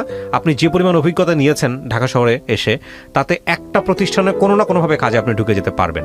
এবং একইভাবে এটাও ঠিক, আপনি আপনার জীবনের বিভিন্ন ঘাত প্রতিঘাত দিয়ে আপনি কি বলা যেতে পারে, আপনি কিন্তু বুঝেছেন কোন মানুষ খারাপ, কোন মানুষ ভালো। আল্লাহর দুনিয়ায় সব মানুষ খারাপ, এটাও আমি মানব না। সো কোনো না কোনো কেউ না কেউ আপনাকে শেল্টার দিবে, কিন্তু শেল্টার দেওয়ার পরেই ওই মানুষের প্রতি দুর্বল হয়ে আপনি গভীর সম্পর্কে জড়াবেন কি জড়াবেন না, সেটারও একটা শিক্ষা কিন্তু আপনি আপনার জীবনে পেয়েছেন, পাননি?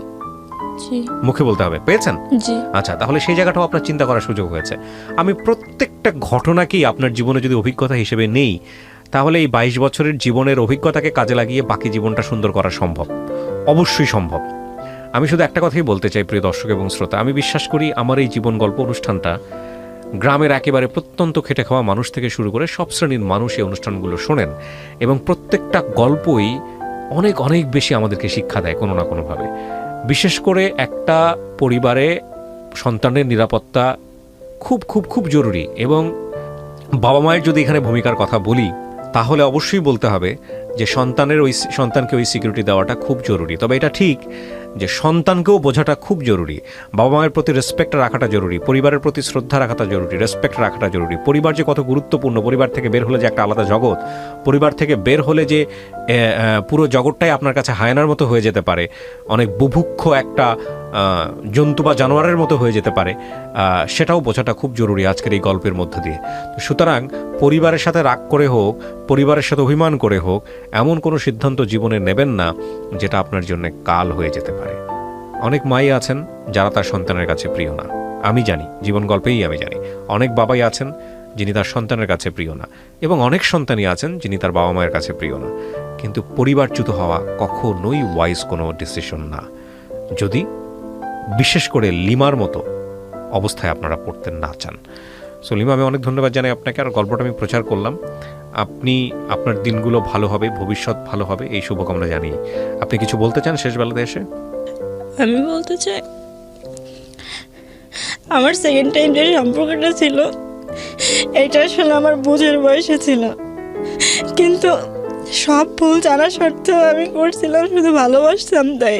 কারণ আমি যে মানুষটাকে ভালোবাসতাম সে ভালোবাসতো না, সে শুধু আমাকে ব্যবহারই করতো। লিমা, আমি আপনার এই কথাগুলোর উত্তর আমি দিয়ে দিয়েছি। আপনার বয়স মাত্র 22, আপনি প্রথম যে বিয়েটা করেছিলেন 16 থেকে 18 বছর বয়সে, এবং সেই বিয়েটাও কিন্তু খুব অল্প বয়সেই হয়েছিল।